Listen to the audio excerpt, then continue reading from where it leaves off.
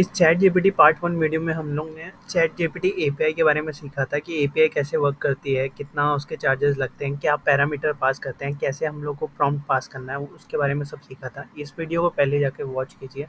फिर इसके बाद अगर आप बिगिनर हो तो आप यहाँ से शुरू कर सकते हैं इस वीडियो से। इसमें पूरे स्टडी मटेरियल्स दिए हुए हैं कि कैसे चैट जीपीटी तक आपको पहुँचना है। तो उसके लिए भी बहुत सारे चीज़ें सीखनी पड़ेंगी। सबसे पहले आपको सीखना पड़ेगा स्टैटिस्टिक, उसके भी रेफरेंसेस, स्टडी मटेरियल्स यहाँ पे, वीडियोस, फ्री कोर्सेज यहाँ पे दिए हुए हैं। तो सबसे पहले आपको सीखना पड़ेगा स्टैट्स। फिर उसके बाद आपको मशीन लर्निंग के एल्गोरिदम सीखने पड़ेंगे। फिर उसके बाद आपको डीप लर्निंग पे आना पड़ेगा। डीप लर्निंग के भी बहुत सारे एल्गोरिदम्स हैं, CNN, RNN, वो सब सीखना पड़ेगा। फिर उसके बाद 2017 में ट्रांसफॉर्मर आया था, जिसने पूरा सीन ही चेंज कर दिया। अगर देखोगे यहाँ पे, तो ये एक पेपर पब्लिश हुआ था जिसमें ट्रांसफार्मर मॉडल कैसे वर्क करता है ये बताया था। वे इस मॉडल पे ही, ये ट्रांसफार्मर आर्किटेक्चर, इस मॉडल पे ही आपका जीपीटी बना हुआ है, चैट जीपीटी। ठीक है।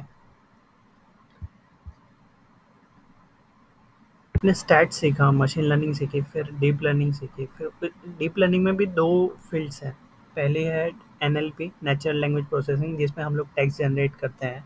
और जो लार्ज लैंग्वेज मॉडल है, एलएलएम, हम वो सब जनरेट करते हैं अंडर एनएलपी। एनएलपी के एल्गोरिदम्स और बहुत सारा एडवांस टॉपिक्स है, वो पढ़ सकते हो।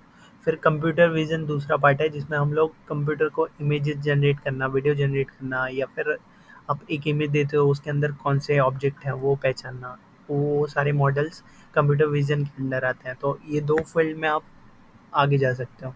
अगर आप मैंग ज्वाइन करते हैं तो उसमें दो रोल्स होते हैं। अप्लाइड साइंटिस्ट, जिसमें ना डीएसए का बहुत ज़्यादा यूज़ होता है, और दूसरा जो रोल है रिसर्च साइंटिस्ट, जिसमें मशीन लर्निंग और डीप लर्निंग के एल्गोरिदम बहुत ज़्यादा यूज़ होते हैं। तो ऐसे ही आप पहले ये वीडियो देख के पूरे एक्सपर्ट बन जाओ। फिर उसके बाद मैंने ये कम्युनिटी, बेसिकली ये चैनल इसलिए खोला था कि हम लोग एक कम्युनिटी बना सकें, जिसमें हम लोग इसको एआई का यूज़ करके कुछ जनरेट कर पाएँ या फिर कुछ प्रोडक्ट बना पाएँ। फिर यहाँ पे देखोगे तो मैंने प्रैक्टिकल यूज़ बनाएंगे। ब्लॉगिंग में कैसे यूज़ कर सकते हो, एफिलिएट में कैसे यूज़ कर सकते हो। यहाँ पे नो कोड make.com है, जिसमें नो कोड सर्विसेज जैसे सोशल मीडिया है हुआ, अब पोस्ट कैसे कर सकते हो यूजिंग दिस make.com।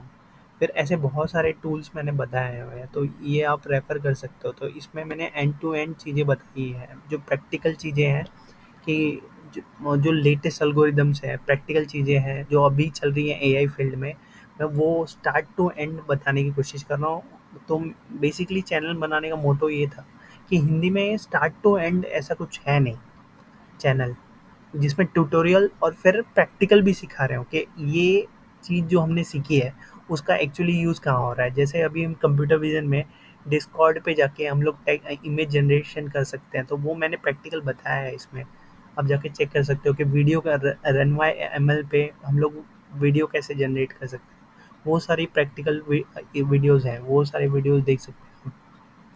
और अपने क्लाइंट्स के लिए वो वैसे वीडियो जनरेट करके तो मनी अर्न कर सकते हैं। तो हम लोग जो लर्न कर रहे हैं, तो वो प्रैक्टिकल लाइफ में कैसे हम लोग इम्प्लीमेंट करें, उसके लिए मैंने ये चैनल बनाया है। और आई वुड सजेस्ट कि अगर आप मुझे सजेशन दो कि हम लोग और क्या इम्प्रूव कर सकते हैं और कौन से आपको ट्यूटोरियल चाहिए, तो हम लोग अच्छे से ये कर पाएँ, वीडियो बना पाएँ। ठीक है। तो एज अ कम्युनिटी वर्क करते हैं। ठीक है। और सॉरी फॉर दिस टाइटल्स, ये यूट्यूब की वजह से है। ये क्लिकबैक टाइटल मैं डालना नहीं चाहता था, बट यूट्यूब सजेस्ट नहीं करता, मतलब क्लिक्स नहीं आते, इसलिए ये क्लिकबैक टाइटल्स डाले हैं, बट कंटेंट अच्छे हैं। ये डीप लर्निंग एल्गोरिदम्स है, LSTM, CNN, RNN, जिसका यूज़ चैट जीपीटी 2017 से पहले करता था, जब तक ये ट्रांसफॉर्मर आर्किटेक्चर आया नहीं था। ये ट्रांसफॉर्मर आर्किटेक्चर आने के बाद चैट जीपीटी पूरा शिफ्ट हो गया इस पर्टिकुलर आर्किटेक्चर पे। इसका यूज़ करके उसने चैट जीपीटी मॉडल्स बनाए। ठीक है। Currently chat GPT 3.5 turbo and chat GPT 4 दोनों मॉडल इसी पे बेस्ड हैं। ठीक है। ये सारे मॉडल्स हैं। जो पहला जो मॉडल है बर्ट, ये गूगल ने डेवलप किया है, और ये बेसिकली क्या करता है कि यूज़र जो गूगल सर्च इंजन है उसमें जो यूज़र क्वेरी डालता है उसका कॉन्टेक्स्ट समझने की कोशिश करता है। तो ये ना दोनों डायरेक्शन से वर्ड्स पढ़ सकता है, मतलब ये बहुत फास्ट है। इसलिए गूगल सर्च इंजन इसको यूज़ करता है वर्ड को। तो इसमें आगे और पीछे दोनों साइड से ये वर्ड्स पढ़ता है और सबको एक दूसरे के साथ कंपेयर करके वो कॉन्टेक्स्ट समझने की कोशिश करता है। तो ये काफ़ी इम्पैक्टफुल है यूज़र की क्वेरी समझने के लिए। दूसरा जो है लॉन्ग शॉर्ट टर्म, 2017 से पहले हम लोग ये यूज़ करते थे, बट इसमें कैसा होता है कि 2 प्रॉब्लम थी कि ये थोड़ा स्लो था, ये बहुत ज़्यादा टाइम लेता था, टाइम टेकिंग था, तो टाइम कम करने का जो काम किया, वो ट्रांसफ़ॉर्मर आर्किटेक्चर में वो सॉल्व हो गया, टाइम कम करने का जो था। और फिर उसके बाद ट्रांसफॉर्मर आर्किटेक्चर पुराना जो डेटा होता है, यूज़र ने जो पुरानी क्वेरी पूछी है, तो वो ज़्यादा स्टोर कर सकता था। इसमें मेमोरी थोड़ी कम थी, बट वो यूज़र की जो पुरानी क्वेरीज़ होती थी, ट्रांसफॉर्मर आर्किटेक्चर उसको भी याद रखता था, उसको भी प्रोसेस कर लेता था एनकोडर और डिकोडर में, ठीक है। फिर सीएनएन और आरएनएन ये इमेजेस के लिए यूज़ हो रहा है, ये भी बहुत जगह पे यूज़ होता है। फिर ये जो है एम्बेडिंग के कुछ ये है, टेक्निक्स है, आप इसके बारे में पढ़ सकते हैं। ऐसे बहुत सारे एल्गोरिदम्स हैं, ठीक है। बट हम लोग जो मेन फोकस करेंगे वो दो पे फोकस करेंगे, ये ट्रांसफॉर्मर्स, इसके बारे में हम लोग सीखेंगे, और दूसरा है जनरेटिव एडवर्सल नेटवर्क, ठीक है। तो ये जो है दूसरा वाला जनरेटिव एडवर्सल नेटवर्क, ये इमेज जनरेशन के लिए यूज़ होता है। तो इसमें एक जनरेटर और डिस्क्रिमिनेटर होता है। तो जनरेटर इमेज जनरेट करता है और तब तक इमेज जनरेट करता रहता है जब तक डिस्क्रिमिनेटर ये ना बता दे कि रियल है कि फेक। तो डिस्क्रिमिनेटर अगर बोलता है कि इसकी फेक इमेज को रियल बोलता है, तब ये जनरेटर इमेज जनरेट करना बंद करता है। तो ये इस ऐसे लॉजिक पे वर्क करता है ये। और इसके बाद अगर हम लोग देखें कि बेसिक जो आर्किटेक्चर है ये ट्रांसफार्मर का, इसमें एम्बेडिंग क्या है, पोजिशनल एनकोडिंग क्या है, टेंशन अटेंशन क्या है, फीड फॉरवर्ड क्या है। तो ये एनकोडर का पार्ट हो गया, ये जो पहला पार्ट है ये एनकोडर का पार्ट है। और ये जो सेकंड पार्ट है, इसका जो इनपुट आया है यहाँ पे मल्टी हेड अटेंशन को, और फिर ये सॉफ्टमैक्स यहाँ पे जो इनपुट ना है, ये वो सॉफ्टमैक्स हम लोग को आउटपुट दे रहा है, ठीक है। ये हो गया डिकोडर, बेसिकली यहाँ से जो एनकोड हो गया है वो यहाँ पे डिकोड हो रहा है। तो ये हम लोग समझने की कोशिश करेंगे कि एम्बेडिंग और वेक्टर में क्या डिफरेंस है, ठीक है। हमारा जो कंप्यूटर होता है वो टेक्स्ट नहीं समझता है, इंग्लिश के जो टेक्स्ट होते हैं या हिंदी के जो टेक्स्ट होते हैं वो नहीं समझता। कंप्यूटर बेसिकली समझता है 1 0 या नंबर समझता है। तो बेसिकली हम लोग क्या कर रहे हैं, यहाँ पे हम लोग मैट्रिक्स के फॉर्म में उसको नंबर में कन्वर्ट कर रहे हैं, सारे वर्ड्स जो है, ठीक है। तो वेक्टर्स में कैसा होता है कि इसमें डायरेक्शन होता है। अगर आप इमेज देखोगे यहाँ पे, तो यहाँ पे एक डायरेक्शन में जा रहे हैं ना, कि ये सब एक पास में है, वे ब्लू वाले सारे। तो इसका मतलब ये हो गया कि किंग मैन वुमन, ये एक टाइप के मैट्रिक्स बनाया है इसने ब्लू कलर में। फिर एप्पल बनाना ऑरेंज, ये फल वाले एक टाइप के मैट्रिक्स बनाया है इसने, ठीक है। और उसको प्लॉट किया हुआ है डिफरेंट डिफरेंट कोऑर्डिनेट्स में, ठीक है। तो ये जो डायरेक्शन है, दोनों का डिफरेंस निकालने के लिए हम लोग ये फॉर्मूला लगाते हैं। तो ये जो डायरेक्शन है, अगर डायरेक्शन है इसमें, ठीक है, तो उसको वेक्टर बोलेंगे। अदरवाइज एम्बेडिंग भी हम लोग सिंपली ये बोल सकते हैं कि हम लोग उसको नंबर मैट्रिक्स में कन्वर्ट कर रहे हैं। जो जो टेक्स्ट आया है हमको, हम लोग उसको मैट्रिक्स में कन्वर्ट कर रहे हैं, ठीक है।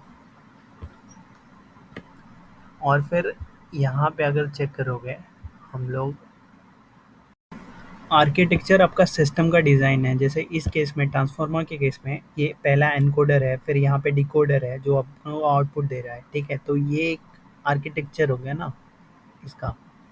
तो इसको आर्किटेक्चर बोलेंगे। एल्गोरिदम्स होता है कि स्टेप बाय स्टेप प्रोसीजर जो आपने लिखा है कुछ अचीव करने के लिए, तो उसको एल्गोरिदम्स बोलते हैं, ठीक है। जैसे अपना सीएनएन आरएनएन था। और फिर मॉडल होता है कि आपका सिस्टम का जो ट्रेन किया हुआ सिस्टम है, ठीक है। अपने सिस्टम को कैसे ट्रेन किया है, कितने डेटा पे ट्रेन किया है। जैसे चैट जीपीटी 3.5, चैट जीपीटी 4, ये सारे मॉडल है। तो वो लोग ने बहुत सारे बिलियन ऑफ डेटा पे उसको ट्रेन किया हुआ है। तो ट्रेन डेटा जिस सिस्टम पे है, ठीक है, उसको मॉडल बोलते हैं। ये हगिंग फेस एक वेबसाइट है, यहाँ पे बहुत सारे ट्रेन डेटा आपको, ट्रेन मॉडल्स मिल जाते हैं, ठीक है। वो मॉडल आप यूज़ कर सकते हैं। एजेंट क्या होता है, ये आपको बेसिकली इन्वायरमेंट प्रोवाइड कर देता है टू रन योर मॉडल, ठीक है। तो हम लोग ने सीख लिया कि एम्बेडिंग क्या होती है। तो कोई भी पूछे कि एम्बेडिंग क्या है, तो बेसिकली आपका जो टेक्स्ट है, ठीक है, उसको ये मैट्रिक्स में कन्वर्ट करता है और सिमिलर टाइप के जो मीनिंग वाले जो वर्ड्स हैं उनको एक पास में रखता है, एक कोऑर्डिनेट्स में बोल सकते हो कि वो रखता है। जैसे ये पहला कोऑर्डिनेट्स है, तो इसमें ब्लू वाले जो है किंग मैन वुमन, जैसे दिस इज एप्पल और बनाना, तो वो एप्पल बनाना को एक कोऑर्डिनेट में रखेगा, ठीक है। आपका जो इनपुट आया है सपोज दिस इज एप्पल, तो हम लोग उसको पहले एम्बेडिंग कर रहे हैं। एम्बेडिंग मतलब उसको मैट्रिक्स में कन्वर्ट कर रहा है, ठीक है, वेक्टर एम्बेडिंग। तो अब ये एग्जांपल में देखोगे तो दिस इज एप्पल, तो तीनों एक दूसरे से रिलेटेड नहीं है, तो ये तीनों अलग अलग मैट्रिक्स में ये हो जाएंगे, बन जाएंगे, ठीक है। अगर हम लोग दूसरा एग्जांपल लें, this is mango and Apple, ठीक है, तो मैंगो और एप्पल ये एक पास में आ जाएंगे, ठीक है। ये इनका मैट्रिक्स में जो नंबर होगा ना वो पास में होगा, ठीक है। तो इससे ये जो मॉडल है वो पता कर पाएगा ये दोनों एक दूसरे से रिलेटेड है, ठीक है। This is Apple and mango, तो इसमें जो हम लोग ने एम्बेडिंग किया है, ठीक है, तो इसका पोजीशन हमको याद नहीं रहेगा, तो ये पोजीशन याद करने के लिए कि कौन से पोजीशन पे क्या वर्ड होना चाहिए, ये काम आपका पोजिशनल एनकोडिंग करता है। फिर ये positional encoding multi head attention को देता है। तो अटेंशन बेसिकली क्या होता है कि यहाँ पे हम लोग को मल्टी हेड अटेंशन से पहले सेल्फ अटेंशन सीखना पड़ेगा, ठीक है। तो इसमें क्या हो रहा है ना कि ईच वर्ड जो है, ठीक है, जो हम लोग ने वेक्टर यहाँ पे बनाया है, तो वो वेक्टर एम्बेडिंग एक दूसरे से चेक करेगा कि कितना रिलेटेबल है, कितना को-रिलेटेड है, एक दूसरे से मीनिंग चेक करेगा, ठीक है? कॉन्टेक्स्ट समझने की कोशिश करेगा एक दूसरे से, और हर एम्बेडिंग को, हर एक एम्बेडिंग वेक्टर को वो वेट असाइन करेगा, ठीक है? कि कितना को-रिलेटेड है उससे। तो जितना पास में होगा उसका वेट उतना ज़्यादा होगा, ठीक है? जितना कम वेट मतलब वो ज़्यादा दूर है, उसका मीनिंग एक दूसरे से पास में नहीं है, ठीक है? तो ऐसे ही बहुत सारे सेट्स होते हैं। पैरेलली रन होता है, जो एक दूसरे को वेट देते हैं और उस हिसाब से डिसाइड करते हैं कि वो एक दूसरे के कितने क्लोज हैं। अगर हम लोग एग्जांपल देखें तो इस एग्जांपल में किंग मैन वुमन ये एक दूसरे के पास हैं, ठीक है। तो ये मल्टी हेड अटेंशन यहाँ पे यूज हो रहा है कि ये जो अलग करने का काम कर रहा है ये मल्टी हेड अटेंशन कर रहा है, ठीक है। फिर उसके बाद आता है पोजिशनल एनकोडिंग। तो पोजिशनल एनकोडिंग मैंने बताया कि आपका ये जो है, जो सिंटेक्स है उसमें कौन सा वर्ड कहाँ पे होना चाहिए वो काम ये करता है positional encoding. Multi head attention में जो आपका एम्बेडिंग वेट आया है, ठीक है, आपने जो एम्बेडिंग को वेट दिया हुआ है, सारे आपके जो मैट्रिक्स आपने बनाया है और उसको जो वेट दिया है एक दूसरे से कितने को रिलेटेड है, वो आप देते हो फीड फॉरवर्ड को, ठीक है। तो फीड फॉरवर्ड क्या करता है, फीड फॉरवर्ड अटेंशन लेयर से जो आउटपुट आया है उसको वो लर्न करने की कोशिश करता है इंडिपेंडेंटली, ठीक है। और फिर कॉम्प्लेक्स पैटर्न और रिलेशनशिप, डेटा में क्या रिलेशनशिप है, कितना वो एक दूसरे से क्लोजर है, वो समझने की कोशिश करता है अपना फीड फॉरवर्ड नेटवर्क, ठीक है। फिर इसके बाद हमारा एनकोडर का पार्ट कंप्लीट हो गया, ये एनकोडर का पार्ट। तो यहाँ पे जो आउटपुट आया है वो एज ए इनपुट जाता है डिकोडर को, और डिकोडर क्या करता है ये सेम लेयर के थ्रू जाता है अटेंशन और फीड फॉरवर्ड, और बट ये क्या करता है, ये टेक्स्ट जनरेट करता है। ये अगला टेक्स्ट क्या होगा ना, वो इसके बेसिस पे जो पिछले वाले अपने मैट्रिक्स दिए हैं हम लोग ने, मैट्रिक्स एम्बेडिंग, उसके बेस पे वो नेक्स्ट एम्बेडिंग क्या होगी, ठीक है, नेक्स्ट टेक्स्ट क्या होगा वो जनरेट करने की कोशिश करता है यहाँ पे, ठीक है।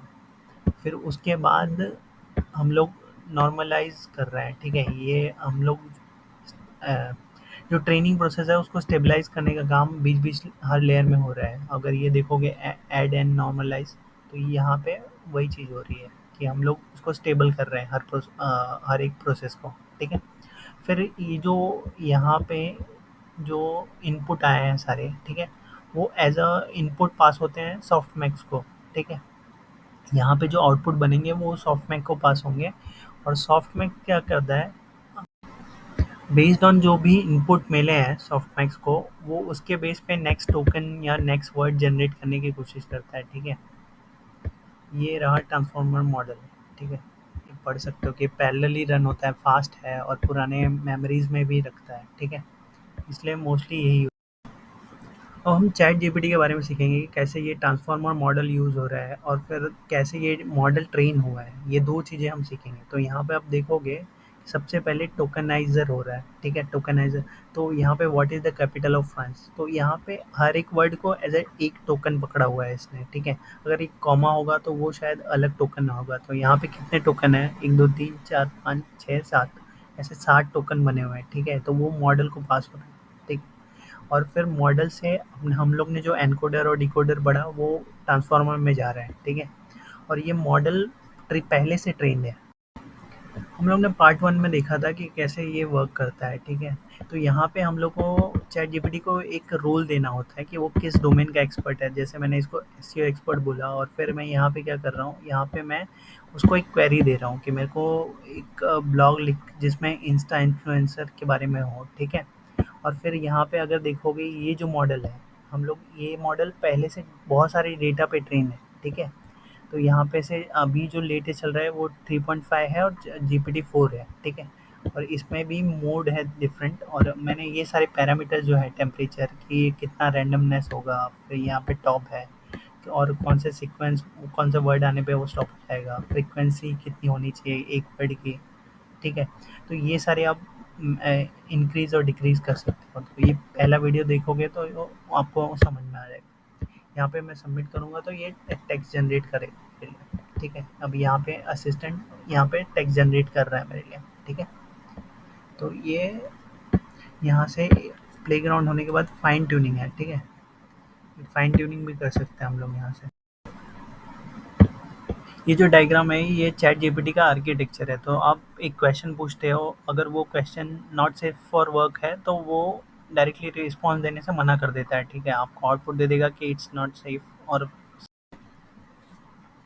चैट जीपीटी को आप जो प्रॉम्प्ट दोगे वो चैट जीपीटी मॉडल में जाएगा और फिर वो जनरेट आंसर करेगा, ठीक है? वो आंसर को आपको डिस्प्ले कर देगा। अगर आप देखोगे ये जो मॉडल है ये ट्रेन कैसे हुआ है, तो ये एक्चुअली 175 बिलियन पैरामीटर्स पे ट्रेन हुआ है, ठीक है? और ट्रेनिंग टोकन जो है 300 बिलियंस है और वोकेबलरी साइज अराउंड 50K है, 50,000 के करीब। अगर पैरामीटर देखोगे तो क्या होता है पैरामीटर? इंटरनल वेरिएबल्स मॉडल में, ठीक है? ट्रेनिंग प्रोसेस में। और टोकन्स क्या होता है कि ये जो वर्ड है, ठीक है? इसको सिंगल सिंगल अलग कर देता है, ठीक है? तो ये टोकन्स होते हैं। वोकैब क्या होती है कि वो वोकेबलरी है बेसिकली। यहाँ पे प्री ट्रेनिंग में ट्रांसफार्मर यूज़ कर रहे हैं, एनकोडर डिकोडर जो था तो उसके थ्रू आउटपुट आ रहा है। फिर हम लोग एक सेकेंड स्टेज पे जा रहे हैं, ठीक है? इसके बाद थर्ड स्टेज भी है। तो ये दो स्टेज इसको एडवांस बनाते हैं। जो हम लोग ने ट्रांसफार्मर सीखा उसके आगे ये दो स्टेप कर रहा है। ये क्या कर रहा है, जो आउटपुट आया है ट्रांसफार्मर से वो उसको फाइन ट्यून कर रहा है, ठीक है? फाइन ट्यून करने के बाद मल्टीपल रिस्पॉन्स जो आ रहे हैं उसको वो रिवॉर्ड मॉडल के थ्रू और पीपीओ एल्गोरिदम के थ्रू डिसाइड कर रहा है कि बेस्ट आउटपुट क्या दिखाना चाहिए यूज़र को, ठीक है? अगर मैं इसको और ये देखूँ, ठीक है? एक्सप्लेन करूँ तो यहाँ पे हम लोग ये मॉडल को ना डेटा मैंने बताया ना 175 बिलियन टाइप ऑफ पैरामीटर्स हम लोग ने पास किए हैं। तो वो डेटा को हम लोग क्या कर रहे हैं, जनरेटिव प्री ट्रेनिंग में डाल रहे हैं, ठीक है? तो ये इसका फर्स्ट लेटर जो है इसकी वजह से ही इसका नाम जीपीटी पड़ा हुआ है, ठीक है? तो ये स्टेज 1 है। तो ये डेटा हम लोग ने ट्रेन किया हुआ डेटा यहाँ पे डाल रहे हैं और फिर इसके बाद जो मॉडल बना हुआ जो आउटपुट आया हम लोग को यहाँ से जनरेटिव प्री ट्रेनिंग से उसको हम लोग सुपरवाइज फाइन ट्यूनिंग कर रहे हैं। फिर उसके बाद हम लोग री लर्निंग विथ ह्यूमन फीडबैक यहाँ पे डाल रहे हैं। फिर उसके बाद हम लोग का मेन मॉडल जनरेट होता है, ठीक है? तो ये जनरेटिव प्री ट्रेनिंग में क्या होता है कि ये ट्रांसफार्मर जो हम लोग ने लॉजिक सीखा ट्रांसफार्मर में एनकोडर डिकोडर के थ्रू ये जो था एनकोडर और डिकोडर इसके थ्रू हम लोग को आउटपुट मिलेगा, ठीक है? तो ये जो आउटपुट आएगा अपने मॉडल को तो हम लोग इसको एक और स्टेज कर रहे हैं यहाँ पे सुपरवाइज फाइन ट्यूनिंग, ठीक है? फाइन ट्यूनिंग में क्या हो रहा है कि यहाँ पे हम लोग रिक्वेस्ट देते हैं और हम लोग को रिस्पॉन्स आता है, ठीक है? तो ऐसे ही मल्टीपल रिस्पॉन्स आते हैं तो हम लोग को उसमें से बेस्ट रिस्पॉन्स चूज़ करना है, ठीक है? तो बेस्ट रिस्पॉन्स ये सुपरवाइज फाइन ट्यूनिंग से हम लोग को रिस्पॉन्स आ रहा है तो इसमें से बेस्ट रिस्पॉन्स क्या होगा उसके लिए हम लोग एक लॉजिक लगाते हैं, ठीक है? ये जो रिवॉर्ड मॉडल है ये डिसाइड करता है कि बेस्ट रिस्पॉन्स क्या होगा यूज़र के लिए। तो उसके लिए भी ये प्रॉक्सिमल पॉलिसी ऑप्टिमाइजेशन ये जो एल्गोरिदम्स है ये यूज़ करता है, ठीक है? और ये बार बार रिपीट होता है ये जो लॉजिक है। तो इसके थ्रू हम लोग यहाँ पे एंड में टेक्स्ट जनरेट कर रहा है, मॉडल बना के टेक्स्ट जनरेट कर रहा है। तो ये है एक्चुअल लॉजिक इसका। यहाँ पे अगर देखोगे, यहाँ पे फाइन ट्यूनिंग होने के बाद ये रिवॉर्ड मॉडल में जाता है, फिर पीपीओ होने के बाद यहाँ पे यूज़र को आउटपुट दिखा रहा है, तो ये मेन आउटपुट आया है, ठीक है। तो यहाँ पे हम लोग ने क्या देखा, टू समराइज एवरीथिंग, जो ये ट्रांसफॉर्मर है इसमें सिर्फ एनकोडर और डिकोडर है, बट जो चैट जीपीटी है इसमें दो और स्टेप है जो इसको एडवांस बनाता है, ठीक है। यहाँ पे हम लोग ये ट्रांसफॉर्मर डिकोडर हो गया, यहाँ पे इक्वल टू 4 आया, बट हम लोग इसको फाइन ट्यून भी कर रहे हैं, ठीक है। और फिर रिवॉर्ड मॉडल के थ्रू जो बेस्ट आंसर है उसको हम लोग यूज़र को डिस्प्ले कर रहे हैं। लार्ज लैंग्वेज मॉडल भी एलएलएम बोलते हैं, तो ये भी ऐसे ही ट्रेंड होते हैं कि इनको पहले हम लोग वेक्टर एम्बेडिंग करते हैं, फिर उसके बाद एनकोडर और डिकोडर में डाल के हम लोग आउटपुट देते हैं, ठीक है। तो जीपीटी हमने तो सीख लिया चैट जीपीटी की, इसमें प्री ट्रेनिंग करते हैं, सुपरवाइज ट्रेनिंग करते हैं, फिर रिवॉर्ड मॉडल है, फिर उसके बाद री लर्निंग विथ ह्यूमन फीडबैक है, ठीक है। फिर फिर ये जो लैंगचेन है इसमें हम लोग क्या कर रहे हैं कि एम्बेडिंग कर रहे हैं यहाँ पे, और इसमें हम लोग पाइन कोड ये ना डेटाबेस है, ये जो एम्बेडिंग है इसको स्टोर करने के लिए डेटाबेस बना हुआ है पाइन कोड। तो ये डिफरेंट काइंड ऑफ डेटाबेस होता है, तो जैसे अपना रिलेशनल डेटाबेस है वैसा ही ये डेटा, इस टाइप के डेटा स्टोर करने के लिए ये डेटाबेस बनाया हुआ है। तो इस पे हम लोग लाइन चेन का यूज़ करके खुद के डेटा ट्रेन कर सकते हैं। हगिंग फेस में यहाँ पे बहुत सारी लाइब्रेरीज है, ठीक है। तो ये लाइब्रेरीज हम लोग यूज़ कर सकते हैं। यहाँ पे देखोगे ये जो मॉडल्स है, ये मॉडल्स हम यूज़ कर सकते हैं। ये जो यहाँ पे मॉडल आपको बहुत सारे मॉडल मिल जाएंगे, यहाँ पे ये सारे मॉडल्स आप यूज़ कर सकते हो टू ट्रेन योर डेटा, ठीक है। अगर आपके पास कोई पीडीएफ है या फिर कोई भी डेटा है, उस पे खुद के डेटा पे आप अपना खुद का मॉडल बना सकते हो, और फिर वो मॉडल आपके लिए काम करेगा आपके डेटा पे, आपके हिसाब से। आर्टिफिशियल इंटेलिजेंट और एआई एप्लीकेशन बनाने के लिए आपको 3 चीज़ें अच्छे से आनी चाहिए। यहाँ पे हम लोग ने रोड मैप देखा था कि कैसे हम लोग क्या-क्या सीख सकते हैं, कौन से रोल हैं, ठीक है, इस फील्ड में। सो पहली चीज़ है कि आपको स्टैटिस्टिक अच्छे से आना चाहिए, फिर उसके बाद मशीन लर्निंग एल्गोरिदम्स अच्छे से आना चाहिए, फिर उसके बाद डीप लर्निंग का पार्ट आता है जिसमें 2 चीज़ें होती हैं। एक तो है अपना नेचुरल लैंग्वेज प्रोसेसिंग एनएलपी, जो ह्यूमन ब्रेन की तरह काम करता है, दूसरा है कंप्यूटर विज़न, ठीक है। तो ये दोनों, और इसके जो एल्गोरिदम्स हैं आरएनएन, सीएनएन और लेटेस्ट जो आए हैं ट्रांसफॉर्मर, तो ये सारे एल्गोरिदम्स आपको पता होना चाहिए। तो बेसिकली डीप लर्निंग जो है ये बड़े डेटा पे काम करते हैं। ये जो एल्गोरिदम्स हैं वो ह्यूमन ब्रेन की तरह काम करते हैं और बड़े डेटा पे काम करते हैं, ठीक है। और इसके जो एल्गोरिदम्स हैं उसका यूज़ करके हम लोग आजकल एआई में यूज़ कर रहे हैं। आर्टिफिशियल जो लैंगचेन है, लार्ज लैंग्वेज मॉडल है, उसमें डीप लर्निंग के एल्गोरिदम्स यूज़ होते हैं। जो लैंगचेन है आज हम उसके बारे में सीखेंगे। तो ये बाकी भी वीडियोज़ हैं, आप देख सकते हो, इसमें बहुत कुछ एक्सप्लेन किया हुआ है। तो आपको अगर एआई डेवलपर बनना है तो ये रेफ़र कर सकते हो। लैंगचेन फ्रेमवर्क यूज़ करके आप खुद का एप्लीकेशन बना सकते हो यूजिंग लार्ज लैंग्वेज मॉडल, ठीक है। एलएलएम्स यूज़ करके आप खुद का एप्लीकेशन बना सकते हो। आप बोलोगे कि मॉडल्स क्या होते हैं, तो पहले हम लोग लैंगचेन सीखने से पहले आपको पता होना चाहिए कि मॉडल क्या होता है, ठीक है। तो मॉडल बेसिकली लाइब्रेरीज होते हैं जो ओपन सोर्स अवेलेबल हैं। हगिंग फेस ये एक वेबसाइट है जिसमें जितने भी ओपन सोर्स मॉडल्स हैं जो पहले से ट्रेंड है, अभी जैसे यहाँ पे आपको एनएलपी के अंदर ये टेक्स्ट क्लासिफिकेशन, टोकन क्लासिफिकेशन, यहाँ पे translation, text to text generation, summarisation, ये सारे आपको मॉडल दिख रहे हैं। अभी इसके अंदर मैं क्लिक करूँगा तो बहुत सारे मॉडल आएंगे। यहाँ पे भी देखोगे तो जेफर करके एक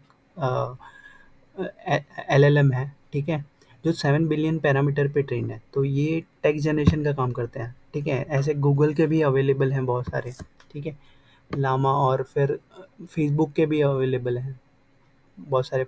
यहाँ पे अगर देखोगे तो फेसबुक के ही है, ठीक है। तो हम लोग ये मॉडल यूज़ कर सकते हैं। यहाँ पे इन लोगों ने पहले से डेटा ट्रेन करके रखा हुआ है, हमको सिर्फ ये इनका मॉडल कॉल करके यूज़ करना है, ठीक है। हम हगिंग फेस की एपीआई यूज़ करके ये सारे मॉडल यूज़ कर सकते हैं। यहाँ पे हमने देखा था स्पेसेस में हम लोग ये मॉडल को वेरीफाई कर सकते हैं कि इसका क्या आउटपुट आता है, ठीक है। हम लोग ने पिछले वीडियो में ये सीखा था, ठीक है। आप वो रेफर कर सकते हो वो वीडियो। डीप लर्निंग एप्लीकेशन के 2 मेन पार्ट हैं। पहला कंप्यूटर विज़न है जिसमें हम लोग इमेज और वीडियो जनरेट करते हैं, ये जनरेटिव एआई है, तो हम लोग इमेज और वीडियो के साथ जो भी क्लासिफिकेशन है, ये जनरेशन है, वो चीज़ें कंप्यूटर विज़न के अंडर अंडर आती हैं, ठीक है? इसमें बहुत सारे मॉडल्स हैं, जो आप यहाँ पे देख सकते हो, और बहुत सारे एल्गोरिदम्स हैं, जो आप सीखना हम लोग सीखेंगे आने वाले वीडियो में। और दूसरा है नेचुरल लैंग्वेज प्रोसेसिंग। तो ये लैंग्वेज समझ ही आ रहा है कि ये टेक्स्ट से रिलेटेड है, तो जितने भी इसमें टेक्स्ट से रिलेटेड चीज़ें हैं वो इसके अंडर आती हैं, ठीक है? तो अभी ये दो मेन एप्लीकेशन बोल सकते हो या फील्ड बोल सकते हो जिसमें काम चल रहा है एआई में, ठीक है? तो LangChain बेसिकली एक फ्रेमवर्क है जो लार्ज लैंग्वेज मॉडल का यूज़ करके एप्लीकेशन बनाने के काम में आता है, ठीक है? तो ये summarisation documents, creating chatbot, analysing code, ये सम ऑफ एग्जांपल है एप्लीकेशन के, ठीक है? तो ये एप्लीकेशन हम लोग बना सकते हैं यूजिंग LangChain, ठीक है? और जिसमें मॉडल्स का यूज़ होता है, एलएलएम मॉडल्स। तो ये एलएलएम मॉडल्स क्या होता है, ये हमने हगिंग फेस पे जाके सारे वेरीफाई किए, बहुत सारे जो ओपन सोर्स मॉडल्स हैं वो वेरीफाई किए, ठीक है? और इसको लैंग चेन क्यों बोलते हैं, तो पहला जो इसमें है वो समझ में आता है कि उसका मतलब हो गया लैंग्वेज, ठीक है?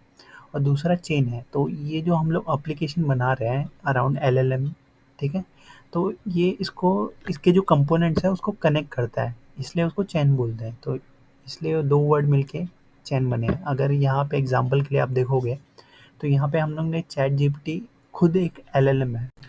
जीपीटी 3.5 और जीपीटी 4, ये दोनों मॉडल में से कोई एक मॉडल यूज़ कर सकते हैं। हमने प्रीवियस वीडियो में देखा था कैसे हम लोग इसकी एपीआई यूज़ करके ये मॉडल यूज़ कर सकते हैं, ठीक है? अगर आपको, अगर पे नहीं, ये पेड है, ठीक है? ये $5 आपको पहले फ्री मिलता है, फिर उसके बाद अगर इसकी एपीआई कॉल करोगे तो आपको पे करना पड़ेगा। अगर आपको फ्री मॉडल यूज़ करना है, जैसे यहाँ पे बहुत सारे लार्ज लैंग्वेज मॉडल अवेलेबल हैं, ठीक है? ये वाले जितने भी हैं यहाँ पे, गूगल और फेसबुक के, ठीक है? तो ये सारे मॉडल आप यूज़ कर सकते हो यहाँ से डायरेक्टली। अगर आपको टेक्स्ट जनरेशन का कोई एप्लीकेशन बनाना है यहाँ से, ठीक है? तो अब ये जो मॉडल्स हैं, ठीक है? जो गूगल ने बनाया है, फेसबुक ने बनाया है, ठीक है? तो ये सारे मॉडल में से कोई भी एक मॉडल आप उठा के डायरेक्टली यूज़ कर सकते हो। यहाँ पे अगर देखोगे तो पहला स्टेप हो गया कि आप कोई एक लार्ज लैंग्वेज मॉडल ले रहे हो, ठीक है? फिर उसमें अपना पर्सनल डेटा भी ले रहे हो, चाहे एक्सेल में दो या माई से, आप उसको जो क्वेरी होगी उसको पांडा में लेके फिर लैंगचेन को दे रहे हो, ठीक है? तो ये लैंगचेन क्या कर रहा है, आपके जितने भी मॉडल्स हैं, मतलब आपका जो डेटा है, ठीक है? उसको यहाँ पे लेके, ठीक है? उसको कनेक्ट करेगा सब सब चीज़ों को, और फिर आउटपुट देगा आपको, ठीक है?